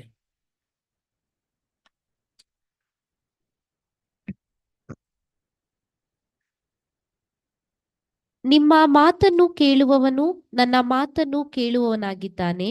ನಿಮ್ಮನ್ನು ಅಲಕ್ಷ್ಯ ಮಾಡುವವನು ನನ್ನನ್ನು ಅಲಕ್ಷ್ಯ ಮಾಡುವವನಾಗಿದ್ದಾನೆ. ನನ್ನನ್ನು ಅಲಕ್ಷ್ಯ ಮಾಡುವವನು ನನ್ನನ್ನು ಕಳುಹಿಸಿಕೊಟ್ಟಾತನನ್ನೇ ಅಲಕ್ಷ್ಯ ಮಾಡುವವನಾಗಿದ್ದಾನೆ ಅಂದನು. ಈ ರೀತಿ ಸ್ವಾಮಿ ಯಾರನ್ನೇ ಕಳಿಸಿದ್ರು ಅವ್ರ ಮುಖಾಂತರ ಸ್ವಾಮಿ ಮಾತಾಡುವಾಗ ಆ ಮಾತನ್ನ ನಾವೇನಾನ ಆ ಮನುಷ್ಯನ ನೋಡ್ಬಿಟ್ಟು ತೂಕ ಹಾಕಿ ಆ ಮಾತನ್ನ ತಿರಸ್ಕರಿಸಿದ್ರೆ ದೇವ್ರು ನಮ್ಮನ್ನ ತಿರಸ್ಕರಿಸ್ತಾರೆ. ದೇವ್ರು ಯಾರನ್ನೇ ನಿಲ್ಲಿಸ್ಲಿ, ಏನೇ ಮಾತಾಡಲಿ, ಆ ಮಾತಿನಲ್ಲಿ ನಮಗೂ ದೇವ್ರಿಗೆ ಎಷ್ಟು ಸಂಬಂಧ ಇದೆ, ಆ ದೇವ್ರ ಆಶೀರ್ವಾದಗಳು ಯಾವ ರೀತಿ ಬರ್ತಿದೆ ಅಂತ ಆ ಮಾತನ್ನ ಕೇಳಿ ನೀವು ಅಂಗೀಕರಿಸಿ ಅದರಂತೆ ನಡೆಯೋದಾದರೆ ನೀವು ಇಲ್ಲಿ ಹೇಳೋರ ಮಾತೆಲ್ಲ ಕೇಳಿರೋದು ತಂದೆಯಾದ ದೇವ್ರ ಮಾತು, ಯೇಸು ಕ್ರಿಸ್ತರ ಮಾತ್ರ. ಇದು ಕೇಳಿ ನಡೆಯೋರಿಗೆ ಖಂಡಿತ ಇದನ್ನ ಕೈಗೊಂಡು ನಡೀತಾರೆ. ದೇವ್ರು ನಮ್ಗೆ ಆಶೀರ್ವದಿಸ್ತಾರೆ. ಈ ಒಂದೆರಡು ಮಾತುಗಳನ್ನ ನಾನೊಂದು ಪಾಠವಾಗಿ ಮಾಡಿಕೊಂಡು ನಿಮ್ಮ ಜೊತೆ ಹಂಚ್ಕೊಂಡೆ. ಇದರಲ್ಲಿ ಏನಾನ ತಪ್ಪಿದ್ರೆ ತಂದೆಯಾದ ದೇವ್ರು ಕ್ಷಮಿಸ್ಲಿ, ನೀವು ಕೂಡ ಕ್ಷಮಿಸ್ರಿ. ದೇವ್ರ ಈ ವಾಕ್ಯವನ್ನು ಆಶೀರ್ವದಿಸ್ಲಿ. ಆಮೇಲೆ